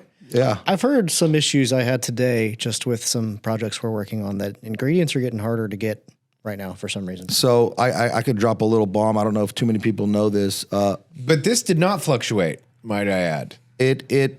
It did? From when I bought. Yeah. So it did go up. Ascorbic acid. Vitamin C. Vitamin C is about to be really hard. The few plants that process vitamin C were told that they're going to be shut down for, I think, 3 or 4 months. So any manufacturer out there, load up on some vitamin C just to kind of, hold you over. But that was told to me about Mitsubishi. Yeah. And they don't even sell vitamin C. They were like, hey, this is about to happen. Whoever you buy your vitamin C ascorbic acid from, load up. I'm curious on the whey protein thing. It's like it's not the cow's fault. So this is what we're told, So yeah, it's your fault. It's kind of the fucking cow's fault. But listen, so this is kind of what I've been told, right? And so there's just going to be other factors too. But what had happened was, the dairy farmers were able to get more money by taking their dairy cows and sending them off to slaughter. And so a ton of these dairy farmers... So beef per pound was higher, so that it just... Yeah, so they were like, hey, we can make more money instead of milking our cows, let's send them off to slaughter. So all of a sudden, you got all these dairy farmers sending their cows off to slaughter, which now, in return... It's weird makes milk. Dairy cows don't usually taste the same as like your sort of beef production cows. Well, you slaughter them eventually, when there's a certain amount of time that they milk good, and then you send them off. And so they sent a lot of their cows off for slaughter. And so that brought the supply of milk down, which, you know, when supplies drop, prices rise, and then it affects the whole downstream. So, you know, whey protein comes from cheese. So if dairy is, you know, the price of milk is going up, that means the price of cheese is going up. And that also means if there's not the normal supply of milk, then there's not a normal supply of cheese, which means they're not making as much, you know, Which as means they were. you get less queso. Yep. At your and taco fucking place. whey protein, man. Golly. So You it's should been, buy like futures and like dairy and stuff like that. if I would have known, dude, just for people to understand the price jump, you know, In a weird world, I would like there to be like some sort of like a commodity stock exchange when it comes to like these raw materials. Be like, There is well, we've for got dairy. yeah, there Well, is yeah, one. but also like, you know, if China's had some fucked up weather and then the bacopa crop is not good, you know, you have this like thing that, you know, takes in all these environmental factors and it's like, oh shit, bacopa's going up, you know, 25% because a rabbit, you know, pissed in the irrigation, you know, or something like that. And, you know, there's this weird story, but like, you know, shit happens. Right. Like what is it in Ukraine? It's like the number one maker. Sunflower lecithin. Yeah, that's right. Lecithin. Yes, I was very vocal and passionate about the Ukraine war with Russia. The weird thing about sunflower lecithin is it comes from the kernels of the sunflower seeds. And the two main countries on this planet that make sunflowers are Ukraine and Russia. It's their main exports. And the thing about it is 90%. when motherfuckers are over there shooting each other and dropping bombs and set landmines in the sunflower fields, it fucking affects me. And it affects your instantized whey protein isolate. Because if they're having a war over there, that means they have their trains shut down. And when the trains are shut down, they can't ship sunflowers. And motherfuckers in the middle of a war are really unwilling to go out and harvest sunflower seeds when there's bombs going off. It's a real terrible situation. This is going to sound insensitive. I don't care about their fucking geopolitical nonsense they've got going on over there. We need the fucking sunflowers. And now it's formed all these cottage industries of canola and rapeseed oil, sunflower, or of lecithins that come from those crops to suddenly start coming up over here. Rancid seed oils. It's just not the same as sunflower. Okay? soy Putin, lecithin. Zelensky, stop your nonsense. Because we need the sunflowers. We're just going to start growing them in America. Case in point, but American Sunflower Company. the sunflower state. So yeah, that's the issue there, and we'll see what happens. You know, but it 4 months ago you're paying $3.50 a pound. It's up to $7 a pound now. So Hashtag don't blame the cows. So that's what's going on. right. All righty. Do we have any more questions before we get into our next segment? No, I think we're pretty good. All right. Well, this next segment that we do, it's called. We doing that's bullshit, or are we going to review some products? Well, we can do either or. What do you want? I was going to review these the old school Cellucors last, just because I think they're like these are some real gems that no one's ever seen, and I think you can really go down memory lane. Sure. But let's do some. That's bullshit. All right. So this segment we call that's bullshit. Dordo here is going to pull up some.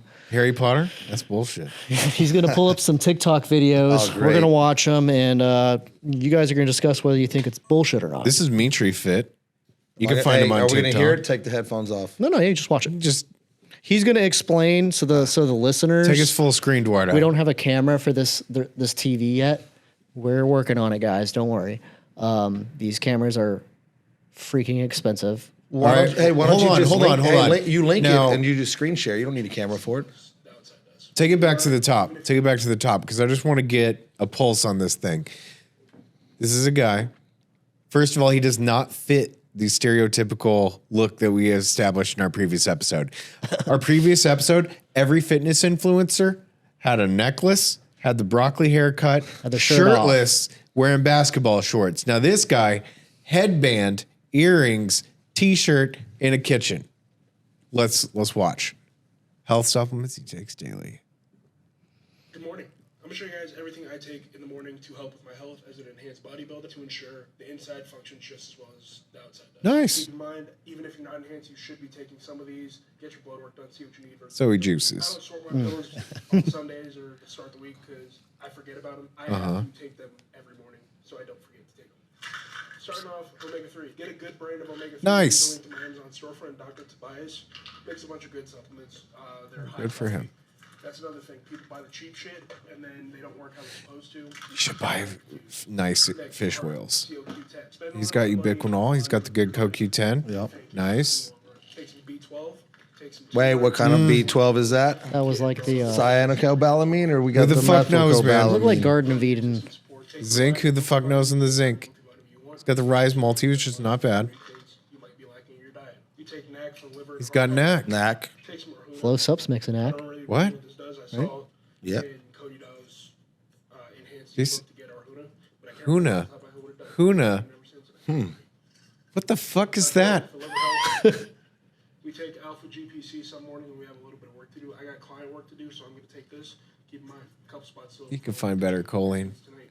The Salins tonight. Shout out to my boys at Kiowa wearing the shirt tonight. For our cholesterol. Cognizin. Yeah. Oh, he's got That's the quite a cocktail he's got there. Astragalus. Hope I said that right. Stragulus. Bro, you need to pronounce what you got. Yeah, I mean, Revive MD, that's probably fine. Caffeine I've been taking, how long I've been training, things of that nature. This guy's really rapid fire. Yeah. I like his little cup. Yeah, me too. Yeah. This is your style, Joe. You like to make a huge cocktail. D3. I don't really remember. I think it's just for immune health. Oh. B3, so I've been taking 100%. I mean, yeah, but I mean, it's for more than that, but okay. Every morning, as well as the digestive enzyme, my 3 big meals a day. Oh. No, don't do that.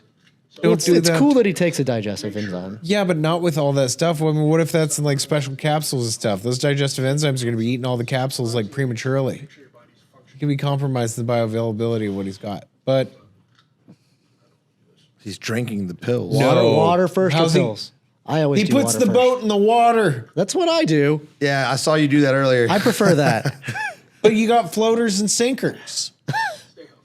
You and my wife, she does that too. I All was right, think it's so one- ridiculous one because the thing water I- will fall out of your mouth. You gotta It never tilt your happens to head me. back. Yeah, it's not that hard. I do it like him. I can just drink the pills and then I don't like swig it the when they water. stick and then I gotta like switch stuff around. I like how it just. So I like that he had like 12 bottles of shit, which Look, makes Joey, me not feel bad. You don't poop into a dry commode. It's got water in it. I don't feel like that's a fair metaphor for what we're talking about and how people take pills. It goes down the same way. I mean, it's like mechanically, it's very Now, similar. here's what I do. I put them in my mouth, then I take the drink, and because I'm usually a capsule guy. Yeah, but you take a whole cocktail like that. And then So do I. They float to the back of your throat. So you have your drink. So pills I in. like when they stick together. It makes it easier to swallow. It just kind of Yeah, and they form this floating clump of shit in the back of your throat, and all you got to do is just glorp, Yeah. just like that. But some people, they put the fluid in first, and then they put all that shit, and it's floating on top, and then they close their mouth, and then they still do the same motion where they point their head down so everything's at the back of the throat and glorp. I feel like I it's don't harder do that. to do it that way. I don't do that. I just open, I drop, and I just swallow at the See, same when you time. put the pills in your mouth first when you're doing a cocktail, and then the water hits them, they kind of like just stick together, and then it's like one just ball of different pills I going don't like down, all the so it's pills dry easier. in my mouth. It's weird. What's the most amount of pills you've ever taken in one-time capsules? I think I it's can like take 20. like 10. I think I've done like 10. 20. I know I've done at least 10. What do we have here? You have some like vitamin C? What about you, TK? What's the most amount of capsules you've Probably done at one something time? you've given me, like 18 or 20. But like in the morning, I take a cocktail similar to what he's got there, and Yeah. it's like 20. Oh, I thought you said at mean, one like- time. Yeah, No, all one at once. I ball okay. them up. I take a swig, and then I go, hop. I'm too old for that shit these days. I'm comfortable at 3 at a time, and I'll blonk, blonk, blonk. Well, sometimes I like to drink blonk. an entire bottle of water, so I'll split them up just so I can down the whole the bottle water, of water. yeah. The most I've ever done is 16 at one time. And when I was doing, I was like in the peak of like my roiding athleting days. Deroiden.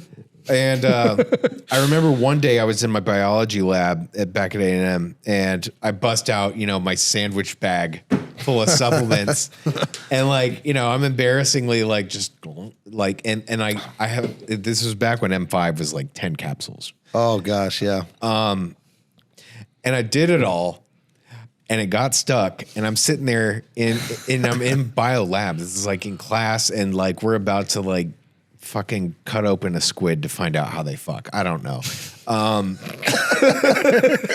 And I'm like, it like you fight it at first because you don't want to throw up your whole supplement regimen because you're like, oh no, like it's a very defeating moment when you've just thrown up like your whole supplement regimen. Yeah, It's you like, thought you were cool for a minute, and then you're like, I'm not cool. well, I mean, like, what are you gonna do? You're gonna fucking scoop it up and throw her back in? Like, and no, I fucking vomited on the table. This massive mucousy ball of pills is just sitting there, and I'm like, Did you finish it back off? no. He left. He never went back They're to all that class. slimy and everything, and what am I supposed to do? He Like, actually dropped out after that. it was that day. No, I just got some paper towels and like shamefully like created a tent around them and it just, took them to the trash can. But yeah, every time you end up, it was that day though that I decided, maybe I shouldn't do 16 pills at one time. So I was embarrassed. 10. If the poor girl sitting next to me is wondering, A, why has he got a fucking sandwich bag full of pills? B, why is he gagging and regurgitating on his sandwich bag full of pills right next to me in class? Yeah. Can't you do that at home? And this is when you wore those Oakley oil rigs everywhere. The oil I mean, I rigs. still wear trippy Oakleys everywhere I go. But Yeah. I was definitely that weird guy, for sure. I mean, you're still that weird guy, but you definitely had a look then. So, was it bullshit? Is it bullshit? I'd say 20% was No, bullshit. I'd say he was legit. I me, give it him was a B legit. plus. Yeah. I give him a Yeah. B plus on his regimen. How it is taken, he got points off for how it is taken. We need to look up that Hulu, whatever the shit he was What taking. the fuck was he talking about? Yeah. I think it was like somewhere between Hoodia and Makuna or something like that because he's a bodybuilder. He could be like smashing his prolactin. I don't know. But no, like, supplement brands you should run far away from. This Okay, guy, hold on. So I gave the guy a pass. You give him. I give him a B plus. Okay. Yeah, He's got a good all right, regimen. all right. Just how he takes them is a little. Let's hit the next one. The next This is a one. 19-second video. Okay, Joey, break it down. Well, he's checking the boxes. Basketball shorts, shirtless. Does he have a necklace? We don't know. It's kind of far away right So now. far, this guy is. Oh, he's got a necklace. He does. He's got a necklace. Arginine. Okay. 500 milligrams. Oh, no. Vitafusion Adult Men's Gummy. Calcium citrate and vitamin D, not bad. Flintstones. He's saying these are the ones to stay away from. Oh, okay. Okay, let's try this again. In the beginning, you Can you pause it supplement on like brands each one? you should run far away from. Okay. But the irony is he's running towards the camera. Yeah, he's running towards. She's running. All right. Okay. There's nothing wrong with 500 milligram arginine capsules. He's saying the brand sucks. I guess. I bet those motherfuckers have to have legit arginine. Like Spring Valley. for what it's worth. They're in Costco. They're in Walmart. They're getting audited. It's got a test. I did actually go into Costco recently, and I was just flabbergasted by their selection of. And they do have a decent amount of shit supplements, but I mean, some are fine. What's their brand name again? It's not Equate. Kirkland. Kirkland. There you go. Yep. Kirkland at Costco. All right, Vitafusion Men's Gummy. Any kind of gummy, multivitamin supplement. It's going to be trash. Probably not going to be getting enough, and it's got a lot of sugar. If you're new to supplementation and you don't like pills because you, as a baby, you didn't eat your vegetables and all that shit, like maybe this is a good way to get in the door just to do, for the love of God, fucking something for your health. Like this Gateway. is bottom of the barrel gateway kind of shit here. Okay, move forward.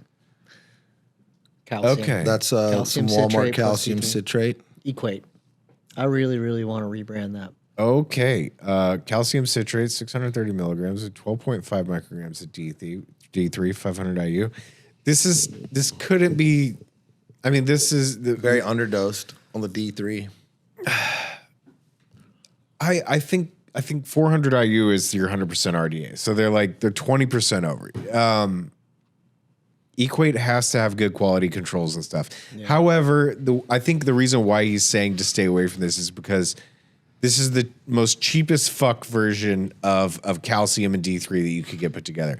I do give him props though. Cool that you mix D3 with calcium for the transport. Very nice. But it is cheap as fuck.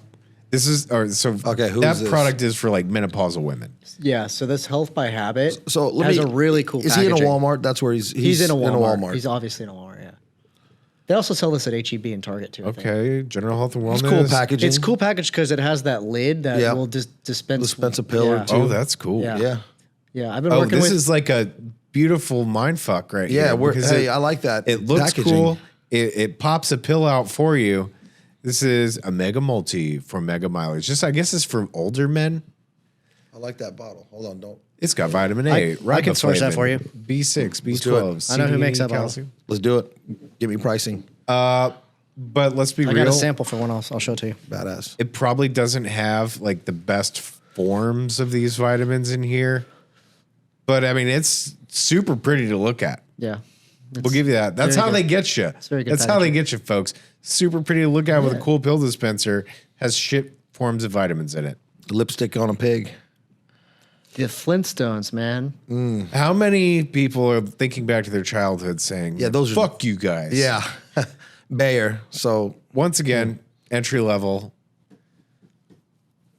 Number one pediatrician recommended. Probably 'cause it's been around. Core Nutrition with a K. Vitamin C gummies. what's the milligram? 250 per serving.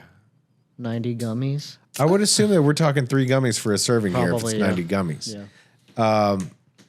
I can get down with the vitamin C gummies. Yeah, me too. I don't see what's wrong with that. I think It's really the sugar content. He's just like anti sugar content with It's the gummies. like 1 gram of sugar. Like it's not really that. Per gummy. Fish oil. 1,200 megs. Kroger brand. Supplies 360 milligrams of. All right, so like I'd like to do a heavy metal test on some of those. yeah, or an oxidation or acidity test on them. Right. Who knows how long these have been on the shelf? I don't know if Kroger brand is particularly bad, but you really, when you're shopping omega 3s, you get what you pay for. If, 250 soft gels, 1,200 milligrams is probably a single soft gel, maybe 2 soft gels, and a third of that is your omega 3 content. Once again, this is entry level, cheap as fuck. Like, you want to have that ratio of omega 3s to total fish oil to be like as equal as possible. If you have like a 1-to-1 ratio, I mean, it's pure omega 3s in your fish oil, but this is like 3-to-1. Snickle Fritz. Yeah. All right, let's roll. Fairy dust. Cultural probiotics. He says stay away. I've never heard of that. Okay, first of all, once again, you get what you pay for. If anyone's never taken a probiotic before, maybe it's like, their friend is like, hey, you should take some probiotics for that. Or, and most people don't even fathom what they are. They're like, oh, what? Probiotics, gut health. And they don't realize, yeah, these are symbiotic bacteria that live inside of you. So to curate your microbiome, you may want to put a little bit more thought into it than, well, I'll just get Culturel, 15 billion CFUs, which is okay. We still don't know really that much about like individuals and what type of cultures they have in their stomachs. But usually if you're like picking strains and stuff, I'm pretty sure this is just Lactobacillus acidophilus, which is probably fine. Once again, you're getting what you pay for. Okay. And probably too when you're coming off an antibiotic, it's going to help a little. Sure. So. Yeah, that's probably the most like commonplace. If you've been on a regimen of antibiotics and you need to like restock the pond, if you will. What probiotic do you take, Joey? Oh, well, I mix it up. Life extensions. No, actually, there are 2 brands that I particularly like. I like Renew Life, which is another like very mass market brand, and Garden of Life. Not because of all that weird other frilly shit that they put in there, because I am looking for 2 things when I look for probiotics. I am looking for biodiversity. How many different species am I getting? I like to think of my gut microbiome as like an African savanna or a coral reef, if you will. That it's got all kinds of different shit in there, so my white blood cells can be used to seeing fucking anything. You take one of my white blood cells, they're like, I've fucking seen everything.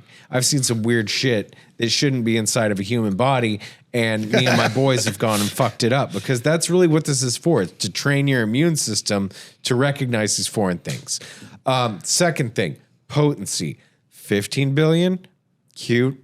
You could shut the fuck up, because I like to get the top tier. I get the 150 billion. Now that is 10 times what you're getting in this. I'm probably paying 10 times what this guy is paying for in a Walmart, but that's not the ceiling, folks. I have seen some things as high as 400 billion colony forming units, but when they sell those, it's like maybe in a 5-pack. So you're only supposed to run that kind of thing for like 5 days. That's like right after a sickness. Or Oh after yeah, like right after. probiotics. If you really need to restock the pond at a pinch, then you antibiotics. go to that. All right, let's roll to the next one. I think we get it, Eduardo. We get it. I like seed. That's what I take. Maybe I just like the packaging, but it seems to work well That's great. for me. Yeah, great packaging. Let's go to the next They're one, Dordo. innovative. One a day. Yeah, trash. Okay, we get it. They suck. And he's promoting something. I don't know, but what he's saying is it didn't seem to be bullshit. All the stuff that he said, this stuff is not what you should not take, and we all agree that you should probably not buy any of that stuff. If you're looking for quality, if you're a complete noob, they're fine. But realize you need to those businesses move on to better things. Yeah, they probably make a lot of money. So this is probably not supplement related. Oh, okay, yeah, it is. It says hot take. Supplements don't make much of a difference, and there's a guy in a squat rack looking like he's about to break his fucking All right, spine. 9-second video. He's got some weight on the bar, though. 9 seconds. Yeah. And he dies. Hot take. Supplements don't make much, and that's it. He just does a That's squat. it? That's it? And that's his problem. Okay. Well, there was nothing impressive about anything that he did just there, so. Hot take, we don't give a shit. The guy's squatting less than 400 pounds and he's like, supplements don't make a difference. I'm sure if he got on some fucking supplements, he'd be squatting more than 405. Yeah. I see 3 plates and a 35 on the outside. Knee wrap. He's so close to 405. So close. 3 supplements that every athlete should take. So we're on to the next one. He's because- also in a grocery. He's in Whole Foods. Whole Foods. Okay. Wait, can I guess before we get into it? Can't hear what Fish he's saying. oil, magnesium. Okay, guys, there's so many. Okay. Fish oil, magnesium. What's the third thing? CoQ10. Creatine. Creatine, okay. The athlete, yep. 3 supplements that every athlete should take. I'm going to show you 3 C4. supplements you should absolutely be taking. They don't have that at Whole Foods. And they're all really affordable, so let's go. The first one D3. you should absolutely have proper vitamin D. I believe in that. Okay. Cool. Jarrow, I like Jarrow. Nothing wrong with this. Bean oil in it. This one's made with extra virgin olive oil. Really good option right here. Okay, I'll do the most Magnesium. important one last. Fucking nailed it. The second most important one is magnesium glycinate. You want to take this in the Third evening. one's gonna be fish I'm a oils. huge fan of magnesium Yep. glycinate. You got the ball cam Why is black pepper in there? Get the fucking Soul Ray. because it's high absorption. And the It's gonna Creatine absorb caps. just the Creatine same. caps. Okay. So, yeah. We You guessed nailed it. That guy should really endorse These guys more fish all oil. watch the same video, and they're like, I could make one too. It's what it is on TikTok. I'm gonna tell you the top 3 things you should take. And it's from Santa Cruz Medicinals, so he's plugging his own. I see. We just fell for a commercial, Eduardo. You fucking sucked us into this asshole's commercial. Eduardo picks these Yeah. out, just so y'all know. We've never fucking seen this shit before. 5 Supplement. worst Supplement. supplements. Supplement? All you need is this cup. Supplement? You don't need a supplement. Okay, multivitamin. All right, next. All right, whatever. Weight gainers. Okay. Melatonin. Okay. Casein and beef protein. Beef protein is really this college. is what he sells? Yeah. I kind No, of he says these are the worst. I kind of like that font. Just saying. All right, want to move on to the next segment? Yep. All right, so there's one last question I have, and I want to say, like, what is your best, most interesting, most memorable story of being in this industry? And use your best storytelling skills at doing this. All right, let's see. Man. You know, supplement related, company related, just Interpersonal, whatever. Like, what's the craziest shit? I've had some weird expos. Yeah. We've had some top tier expo times. You know, just crazy shit was that first expo that we finally had money to do was the Europa Dallas show. That was fun. And at the time, you know, we had this, we'd never done an expo, right? So we're like, we're gonna get this fucking badass booth that has, you know, like it's all made out of metal again, you know, kind of to rep the brand. And it had these TVs and it had these fucking dope videos that Joey produced with Master Chief out of Halo. And I remember those. You Yeah, showed me those. they were really dope. cool. so yeah. here's the thing we never thought through, right? You know, we're coming up and it was our first show. So we weren't able to just, you know, pay the third party companies that put your booth together. So we get there and we're like, it's fucking 1,000 pieces of like metal fucking pipes and shit you have to screw together. And I mean, we were there fucking 14 hours trying to put this damn thing together that we'd never put together before. Marcus, you know that's like how I got started doing the like booth setup for Cellucor. Wow. Because Do you know which one I'm talking about? No. I remember that booth. I had to get rid of We that booth. started this tradition. No, I had to get rid of that the booth. booth up. Like, Because it was a fucking bitch to set the they just put together. put it in a bunch of boxes somewhere and it was like Gone, half collecting missing. dust. Yeah, exactly. Yeah. And they had me clean all that shit out. But then when they were making a new one, they're like, we need somebody who actually is handy. And I used to be a carpenter. Right. So that's when they started sending me. That's how I got into this whole thing. That's awesome, man. But that booth was it was a nightmare. I mean, I remember we were just bitching the whole time we're putting it together. We're like, well, who the fuck, who bought this booth, you know? And it was like the person who bought it wasn't there putting it together. It was us. I fucking picked it out. You're the I fucking fucking motherfucker. picked it out and like it was like we're gonna put these graphics on it. It's gonna have the TVs. Like we have this whole plan, and we'll put the videos on the screens. This is gonna be awesome. Yeah. It was pretty. It was great for our first booth. Yeah, no, there's a ton of memorable stories. You know, all of our trips to Miami and you know, the ski trip, which I sent TK some pictures of the ski trip. I have the pictures drunk of driving on a scooter through the streets of downtown Miami. Man, yeah, that was wild, man. That was really wild. You know, just the pro hormone days, the early days of ephedra. You know, when ephedra was getting banned, that was a crazy time because, you know, we sold so much. Like that last 2 months, I mean, dude, we were selling so much D4. It was gold. Yeah, I mean, there's just a million different. It's all memorable. You know, Just a Wild West. It was just a Wild West, man. It was different. You know, going back to manufacturing for those that don't know, is pre-2008 there was no regulation, there was no CFR, there was no, you know. And for those that are wondering what that stands for, it's Code of Federal Regulation. These are like the laws. Technically, all that existed since 1994. It wasn't. It just wasn't enforced. Yeah, it very wasn't well. enforced, and so 2008, you know, is when they said, "Hey, we're going to start enforcing this." They gave a grace period of 4 years, but before that, it was just Wild West, man. And it's good that they started enforcing it because people had machines in garages. There was no humidity control. There was no testing. There was no identity testing, no microbials. So, you know, for the safety of the industry and people taking and consuming these products, it was a great move, you know, and it makes it harder the barrier of entry is way, way more difficult now. Yeah, I mean, it's propped up the United States manufacturing like clout. I mean, people from all over the world come here to make their supplements now. It's because of the standard. Yeah, we do It's a lot. also because we are technically the most innovative country when it comes to dietary supplements on Earth. Innovation and high quality manufacturing and looser regulations in some cases, so you can make some cooler stuff sometimes. I was trying to pull up these photos of Joey. Oh, Jesus Oh, Christ. man. Miami. You got to send shirt him off in a robe. Send him to Ed so he can put it up on the TV. All right, let's see here. Hold on, let me get this going. Y'all keep talking or ask me questions while I get these photos. So, We had a ski trip. We went to Miami.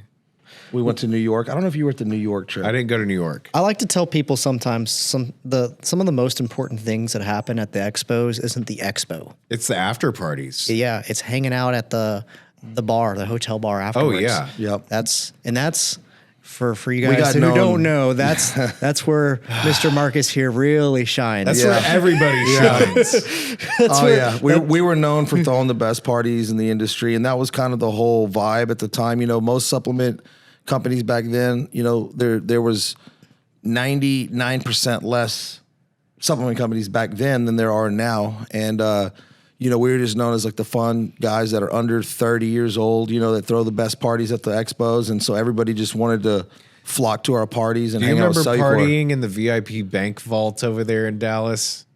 You were in the bank vault with us. Yeah, but I Out don't of remember. Europa. I remember being at the Arnold and there was like this whole club that was in a renovated church.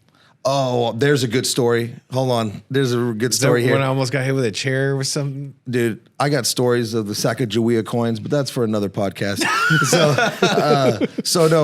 We were at the Arnold, and at the time we launched Vortex blender bottles. Yes. And so we brought a whole bunch of stock and we were selling for cheap, you know, and everything was like cash transactions. And I remember we were sitting in the airport, sitting on the floor against the wall, and you know, I think there was like some kind of rule or something. You can't travel with more than $8,000 in your pocket or something. So we're sitting there with all different Backpacks. bills. Yeah, and we're like, I'm like, here, you take $5,000. You know, we're sitting there and we're dividing all the cash up so that everyone that boards the plane has like I don't know where we got that information, but I thought it was like, you can't have more than 8,000 loose cash on you. And so we divided all that money up. And then the other crazy thing too was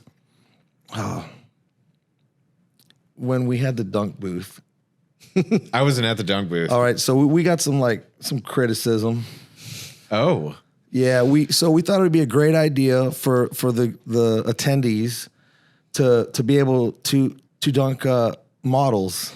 Yeah, why not? Yeah, sounds great. Yeah, it sounded great when we decided to do all this and hire models that were in bikinis, and you could throw a baseball and dunk them in water and win free supplements, and then Sounds like a great time. and then people come up, they're like, "Isn't that like, it's kind of degrading?" And we're kind of like, "Oh well." But look at this line of people. Yeah, I see their point. We're like, "Fuck, we didn't think." But look at Jack that far Owak. ahead. Yeah, Yeah, he's got a whole stage full of dancers. Yeah. That's not degrading. But we were dunking them. So, it was like, and people were coming up and saying, hey, that's kind of messed up, and yeah, but you're in fucking line. yeah. Here's the ball you try. So, but that was wild, man.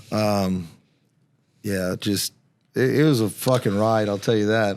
Yeah. So And there's a lot of stories, we don't want to get demonetized or anything. So, Yeah. we can't really talk about it. Maybe we'll have a convention down here. Yeah. Then we can get on the stage and really discuss those. There's a those lot of stuff days. you just can't say publicly. But let's go ahead and pull these for our ending segment. Let's talk about these Product old reviews. school products. We're gonna do a product review, but this product review, dude, this is probably one of the coolest products. All right. Look at it. And for those who don't know, Go ahead and send that to TK too. All right. So Like, that there's way Nate, he there's can Nate pull these up. Kleeman.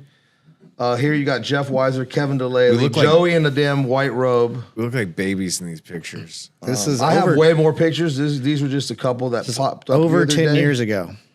So what we did is we took a limo. We were in Miami. We took an H2 limo to the A&M Miami Hurricane Oh game. yeah, I forgot all about that. And we got our fucking asses beat. And Yeah, we're it like was- the we only left Aggies early. there. We left early so we didn't get in fights. What's new? I mean, that happens every year. that was terrible. Hand me all these products. Hey, because- another memorable time was Mickey and I went to FIBO in Germany. How was that? We want to go to that this year. Dude, that was insane. We've been talking about doing that this year. Okay, so let's date these products because let's look at the expiration. This one's still good. Get the fuck out of here. Remember, pills had 4-year me see this expirations one. and powders were 2. Joey, that did was you- like the norm Joey, back did then. you formulate all these? No, actually, these I did not. If it said that there was ones that looked identical to this that said 2006 on them. So- I think you formulated all 2006 and going forward. I showed up over there in 2007. So if these expire in 09, then they must have been made in 05, which is 2 years before I arrived on the scene. Right. Yep. But I had the fun burden once Paul left to really like decode these and like create the training manuals for you guys. So like I know these products very This well. is still a damn good fat burner. I know. Is it And that's what I'm do like. You have the, I'm do looking you at have the these. P6 Black here, the Pro Hormone? I No. don't. I have them at the house. These were in my office, so I grabbed them on the way out. But So these products were made in 2005. It's currently 2023 and 24. 24. just say they're 20 years old. These are 20-year-old products. And some of the ingredients in here are still ahead of their time. These were incredibly innovative. Just so the people don't really understand how innovative Cellucor used to be. This is how ahead of everyone they've always We set been. the trend. Everyone started doing label They've- Packaging, design, updates, and everything. Like, they've been the key innovators of the supplement industry for over 20 years, and people kind of shit on it these days, but you don't really So you realize. go mainstream, you go big corporate, and people, Well, it's almost $1 billion company now. it's a $1 billion company. Yeah, I mean, yeah. Kudos So- to them, but let's get I'm into going to it, start with Joe. R3 Extreme, and I would love to like show these supplement facts panels to the camera. By the way, they are not compliant supplement facts panels. We'll get to that later. But you can't see them because they are completely metallic on. They're clear. So wherever the words are, those are actually clear, transparent, so that the metal shines through on them. It's actually kind of fucking So- ahead of the times. Yeah. This is R3. It was designed for recovery, but it also says pro-immune technology. So it was a hybrid product of, yes, this is to help your muscles recover, but it's also for your immune system. And one of the things about these products is there are funny little bullshit trademark names for damn near everything on these lists. Because the formulator, he wanted to have like some sort of shroud of secrecy and or like ways to brand each ingredient as they came through this product line. So we start this list. It's a proprietary blend, shocker. And it starts the list off with beta-1,3-D-glucan. And this can come from yeast. It can come from mushrooms. Beta-glucans are almost found like ambiguously in the fungal world, but they're really nice for triggering the immune system to start attacking certain proteins, whether it's on a foreign invader like a bacteria or a virus, but these proteins can also be expressed on muscle tissue. So the point of the beta-glucan in this product was to get your immune cells to actually start repairing muscle tissue. So that's what the beta-glucan was. This is like pre-Pico 2. This is way before Pico 2, before Epicor. It was before most, like him being into beta-glucans was so innovative ahead of time by 15 years. By 20 years. Second ingredient, larch arabinogalactin, which does contain, similar things like the beta-glucans, but it also, it's a really good fiber, which is another thing that I'm sure he didn't even think of at the time. Ornithine alpha-ketoglutarate.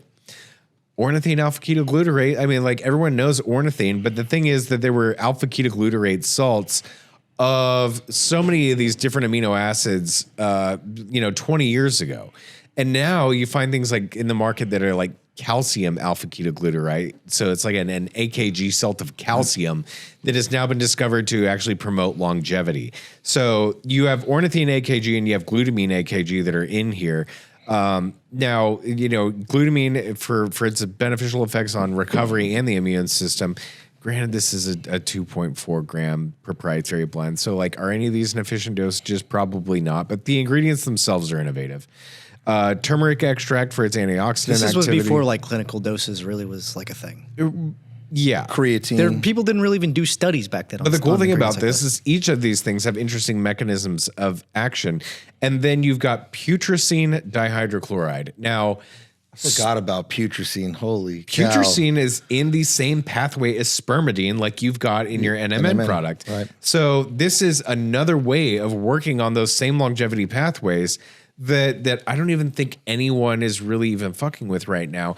And I don't know if there's an NDI filed for putrescine or any of that, or like how legit this would be as a quote unquote dietary ingredient, aside from the fact that yes, humans do consume a decent amount of putrescine. The name putrescine comes from the root putrid, which this smells like decaying flesh. Yep. Like if we open this thing right now, especially 20 years aged putrescine, I guarantee this stuff smells absolutely terrible. You did end up reformulating R3, but that was a cool product. We had a powdered version. Yeah, that was a really cool product. We used that as like and a hey, look, this is how innovative we were 20 years ago. These are custom lids that match the original Cellucor logo. They dropped the round circle part and they dropped the advanced precursor technologies slogan. Yeah. Yeah. Like you can see there on the camera. Yep. So like embossed lids first to really do it. Yep. In aluminum. In aluminum. Like, we can go back and look at all of our favorite brands these days, the ghosts of the world. Oh, Jesus Christ. Kevin Delaney was so skinny back then. Kevin's a legend. Jeff Weiser's a legend. Everybody. And who's that back there? That's Eric Bryant. No. Over in the back corner? Yep. Back white. That's Eric Bryant. No, that's not. Is that Eric or is it Nathan? That's not Bert. No. That's not. That's crazy. That's not Kevin Nathan. Use your control scroll. So we got a picture up here of Joey 20 years ago. And I have a lot more too. Just for you guys that don't know, Joey used to be on the wrestling team at That's A&M. JD. Yeah, JD right there in the back right. But that's got to be, or is that? That's got to be Nathan. Who is that? So With the his face guy covered? flicking off the camera is Kevin Delaney. Who's about to launch a brand. Yeah. And it's going to be fucking badass. Trust me. Former CEO of Being all Guys. foodie foods and whatnot. Oh, dude, wait. So these are some heavy hitters in our industry that now influence quite a bit of money. Right. Yeah. And you're seeing them 20 years Kevin ago. ran costs for the last 4 or 5 years. And Look at he's wearing he like was one of those CEO. cool, like Kevin DeLaley's wearing like one of those cool Hot Topic belts. It's like white with the crosses and stuff. Wow. And I don't know where exactly we are, but somehow Joey ended up there in the robe. Yeah. Yeah. I don't know where we are. Hey, those either. are oil can sunglasses? Yeah. Those are Scroll up Joey's. to the top. Let me see the sunglasses.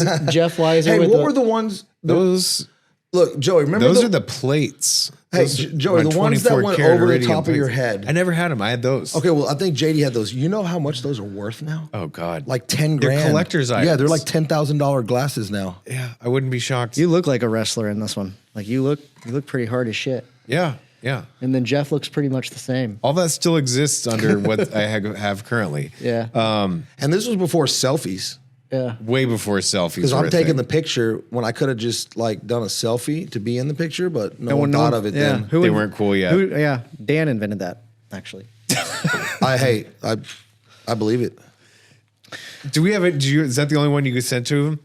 Oh, I got some more. That one just had you in it prominently. The other one, I don't know if we should send that one. Zoom it. So this is a product called WS1. And its subtitle is Pro PPAR Technology and so ahead of its time. Peroxisome Proliferator Activated Receptor is what PPAR or PPAR stands for. And PPARs are different types of protein that regulate different gene pathways that have to do with carbohydrate metabolism, fat metabolism, how Unlocking well fatty. you're gonna generate ATP based off of those respective pathways. And you know, the PPAR part of this product, it doesn't necessarily come from the fact that this is an omega-3 fatty acid product, but it has to do with the fact that there's beta carotene, there's vitamin K1 in here, and then there is, we'll get to the other parts later, but those two things are things that co-bind the PPAR receptors, which are actually proteins bound to DNA. But there's EPA and DHA, usual suspects that you would think that you would find an omega-3 fatty acid product. But then there is the rare and elusive DPA. Mid-chain. Docosapentaenoic acid. Get the fuck off me. This is like one of the most obscure omega-3s you could possibly find. But the funny thing about DPA is it's in this weird halfway realm between EPA and DHA. And yes, it can be converted into each of the two respective omega-3s. And there was another version of this that had tetradecylthioacetic acid, which was even cooler. What type, how was that product marketed? I think that's the hard part about this. Is It's really like an omega-3 product, and that's why it's the W in WS1. That it was supposed to be geared as a fish oil type supplement, but it was also weight loss. So It would unlock the fatty acids and yeah, there's a lot of different ways that you can pitch fatty acids in a weight loss kind of thing, that these are the healthy fats that help you burn more of the fats that you have in your body that are like the saturated fats that your body's releasing that you can turn into energy. sophisticated but hard to sell. So, like, this was actually tough for you guys to sell, or tougher for you guys to sell. it was, yeah. No, it was. It was a great upsell though. same thing with R3. I mean, it says cell growth. Protects new muscle cells. This one that you just broke down earlier. Again, like, to a lot of people, they're like, what the hell is that? But this was for like hardcore bodybuilders back in the day. Yeah. Yeah, I mean, he would talk about like, you know, satellite cell activation and the different gene pathways that were being regulated by all these different things. And yeah, putrescine has somewhat to do with it. And there might be some play with like spermidine and putrescine and like, Hey, Joey, these were recruitment. Paul Baldholt formulas. Yeah. R.I.P. Yeah. Would you say that he was sort of like your mentor? I would absolutely say he was my mentor. I wouldn't be in this game if it wasn't for Paul Bothold. Man, none of us. Mad respect. Yeah, mad respect. No, like, yeah, he was definitely my mentor. Like, I would say I was an apprentice of his. I was like, I don't know if you guys knew, but like when I was working at the supplement store in College Station, Nutratech came in every fucking Saturday for 2 years to just chop it up and shoot the shit with me about formulas and supplements before I even like showed up over there. Right. Like, he was pre-training me before he was out of the picture like a long time.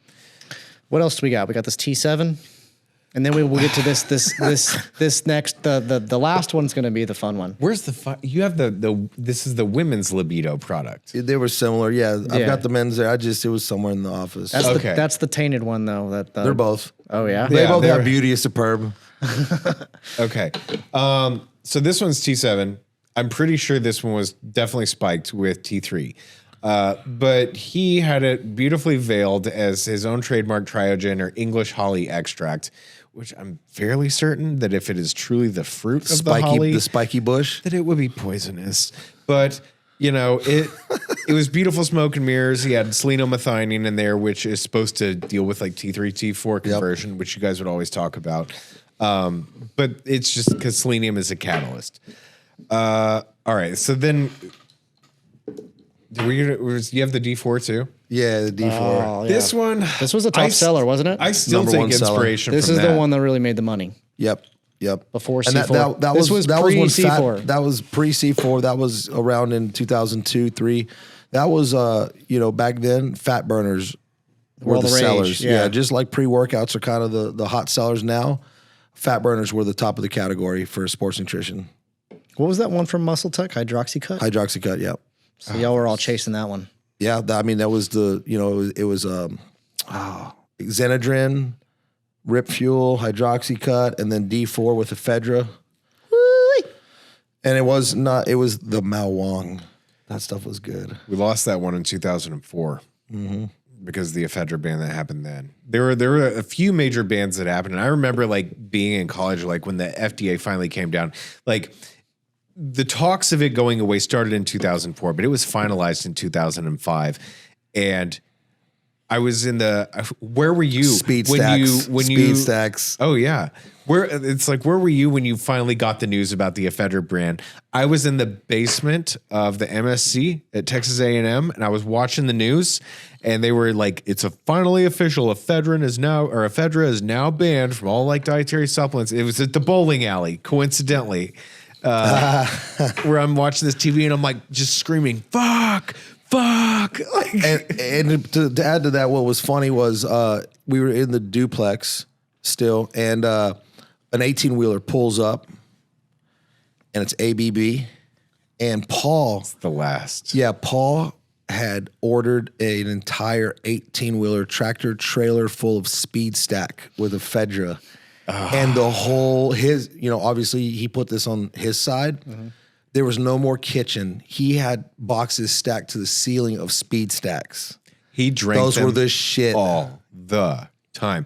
It was probably the number one reason why he never got like obscenely fat, because his heart was just fucking going a million miles an hour all the time, because he'd be dipping. And it took 5 years to do the ETS stacks. brochures. This guy, like if you ever met him, you wouldn't. He had like this look, like some kind of like cross between like Hunter S. Thompson and like, I don't know, just some fucking bald guy. Hunter S. Thompson and Bill Hicks. If you put those two fellas into the same guy, it was Paul Bodholt. He wore cowboy boots all the time. And he would have his t-shirts. He'd like have his like his t-shirt like stuffed in his pits because it was raining in there like a motherfucker. Like, his armpits were the Amazon rainforest, so he tucked it in there. But he also like brought his t-shirt up on the sides to show off the pythons. Always wore tight jeans, probably Wranglers. So this man was like half cowboy, half athlete, definitely bald and wore a toupee, had a speed stack in one hand. Yep. And you didn't know if he was drinking it and it was full or if it was spitting in empty and he was spitting in it. Like, God, sounds like a man after Dude, my he own was a heart. badass dude, man. he was totally badass. Far out of shit. Yeah. I remember And when we're older. We're older now than he. It was funny because he was like 32 to 34, and we just thought he was like this old guy. Mm-hmm. And now we're man. like, damn, We're that's older young. than that, Yeah, he was young then, and yeah. R.I.P. Good man. Yep, R.I.P. What's that in your hands? So that last one. All right, this is the last one. This is Hero's Desire. Now, Paul came out with these two formulas. I mean, this is another 2005 product. And look at the spot PMS colors there on the front. Yeah, it's good. PMS colors? Yeah. Oh, well, like as far as the print style? A Pantone color. Pantone.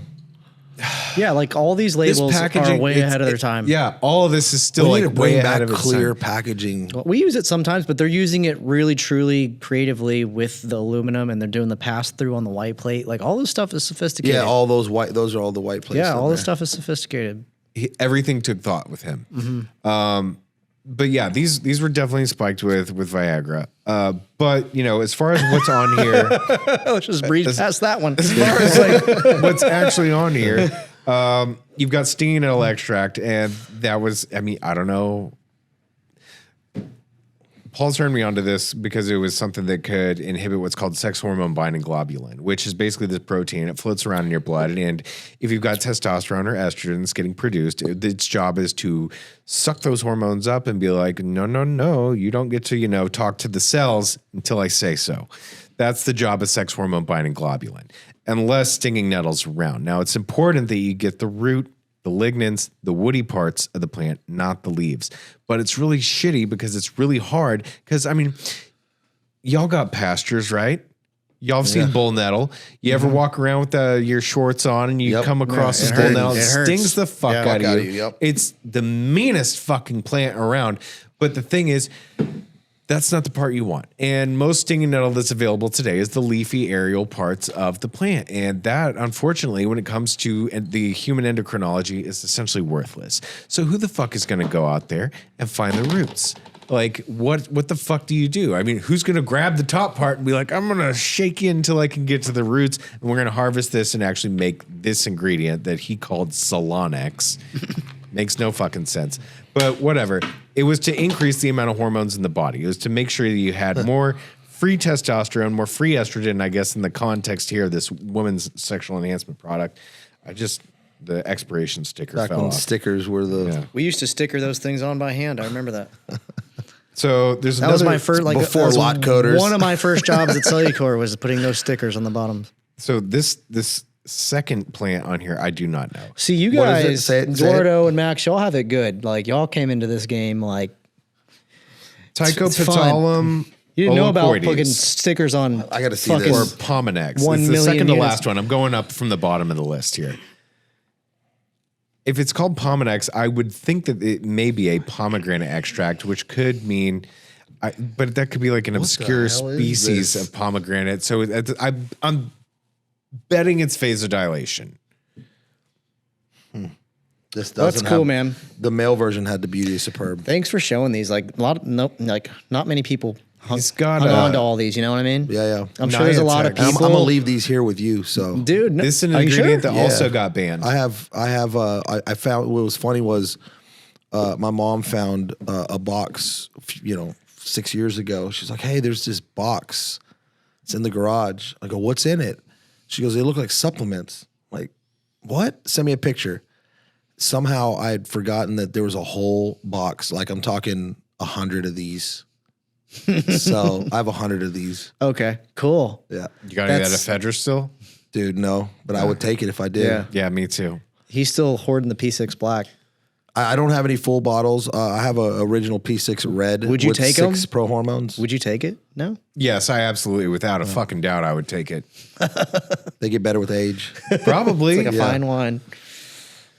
Yeah, man. Well, More like, methylations. Thanks for that. Because like this is like industry gold, like lore here. People who don't know, It's history. Like, it's history. It really is. You don't have all of the supplement industry that it is now, like without this. I don't think people understand that. This is kind of like the basis of the innovation and where it all started. Yeah, we knew we were making a big splash when Hydroxycut finally updated their labels. Yeah. It was the same fucking label. Y'all changed everything about Muscle Tech Yeah. when that Chrome came in, and we'll have to get Paul Haverland in here sometime to talk about the change from bottles. aluminum to the chromium packaging.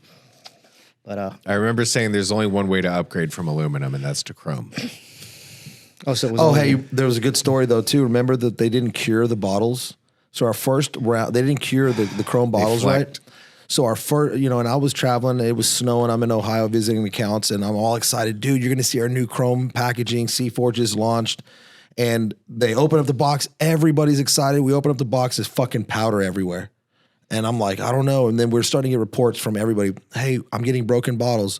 So I remember taking a bottle, going, flying back and going up to Paul and whoever else. And I took a bottle and I This went was like a different Paul, by the way.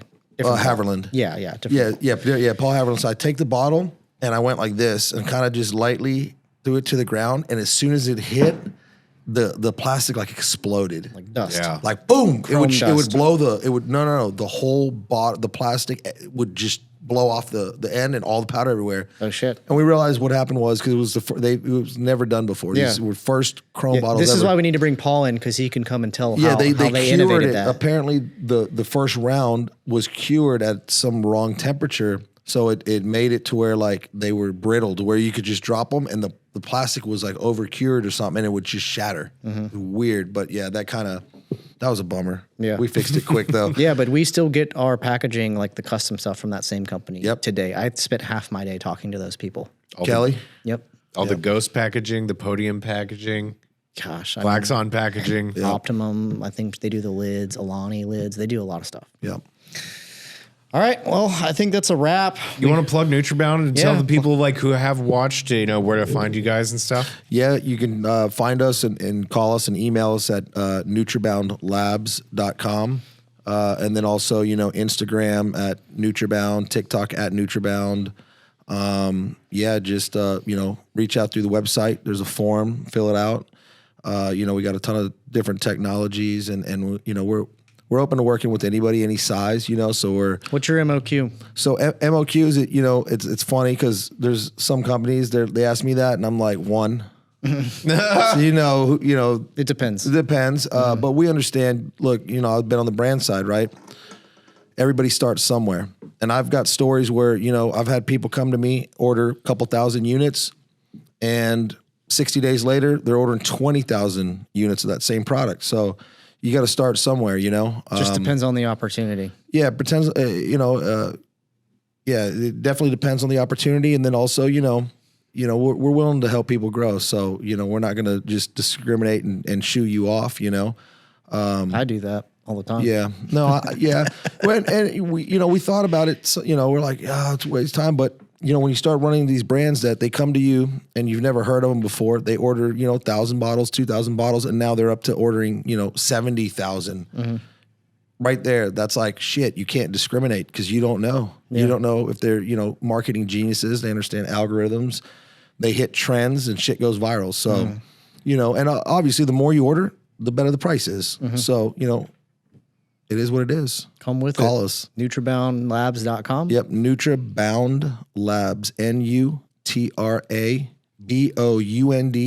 NutraboundLabs.com. And if you like the website, come to Nutramedia. Yep. And Nutramedia is on there. You just click on design and boom. Yeah, we help with the design side too.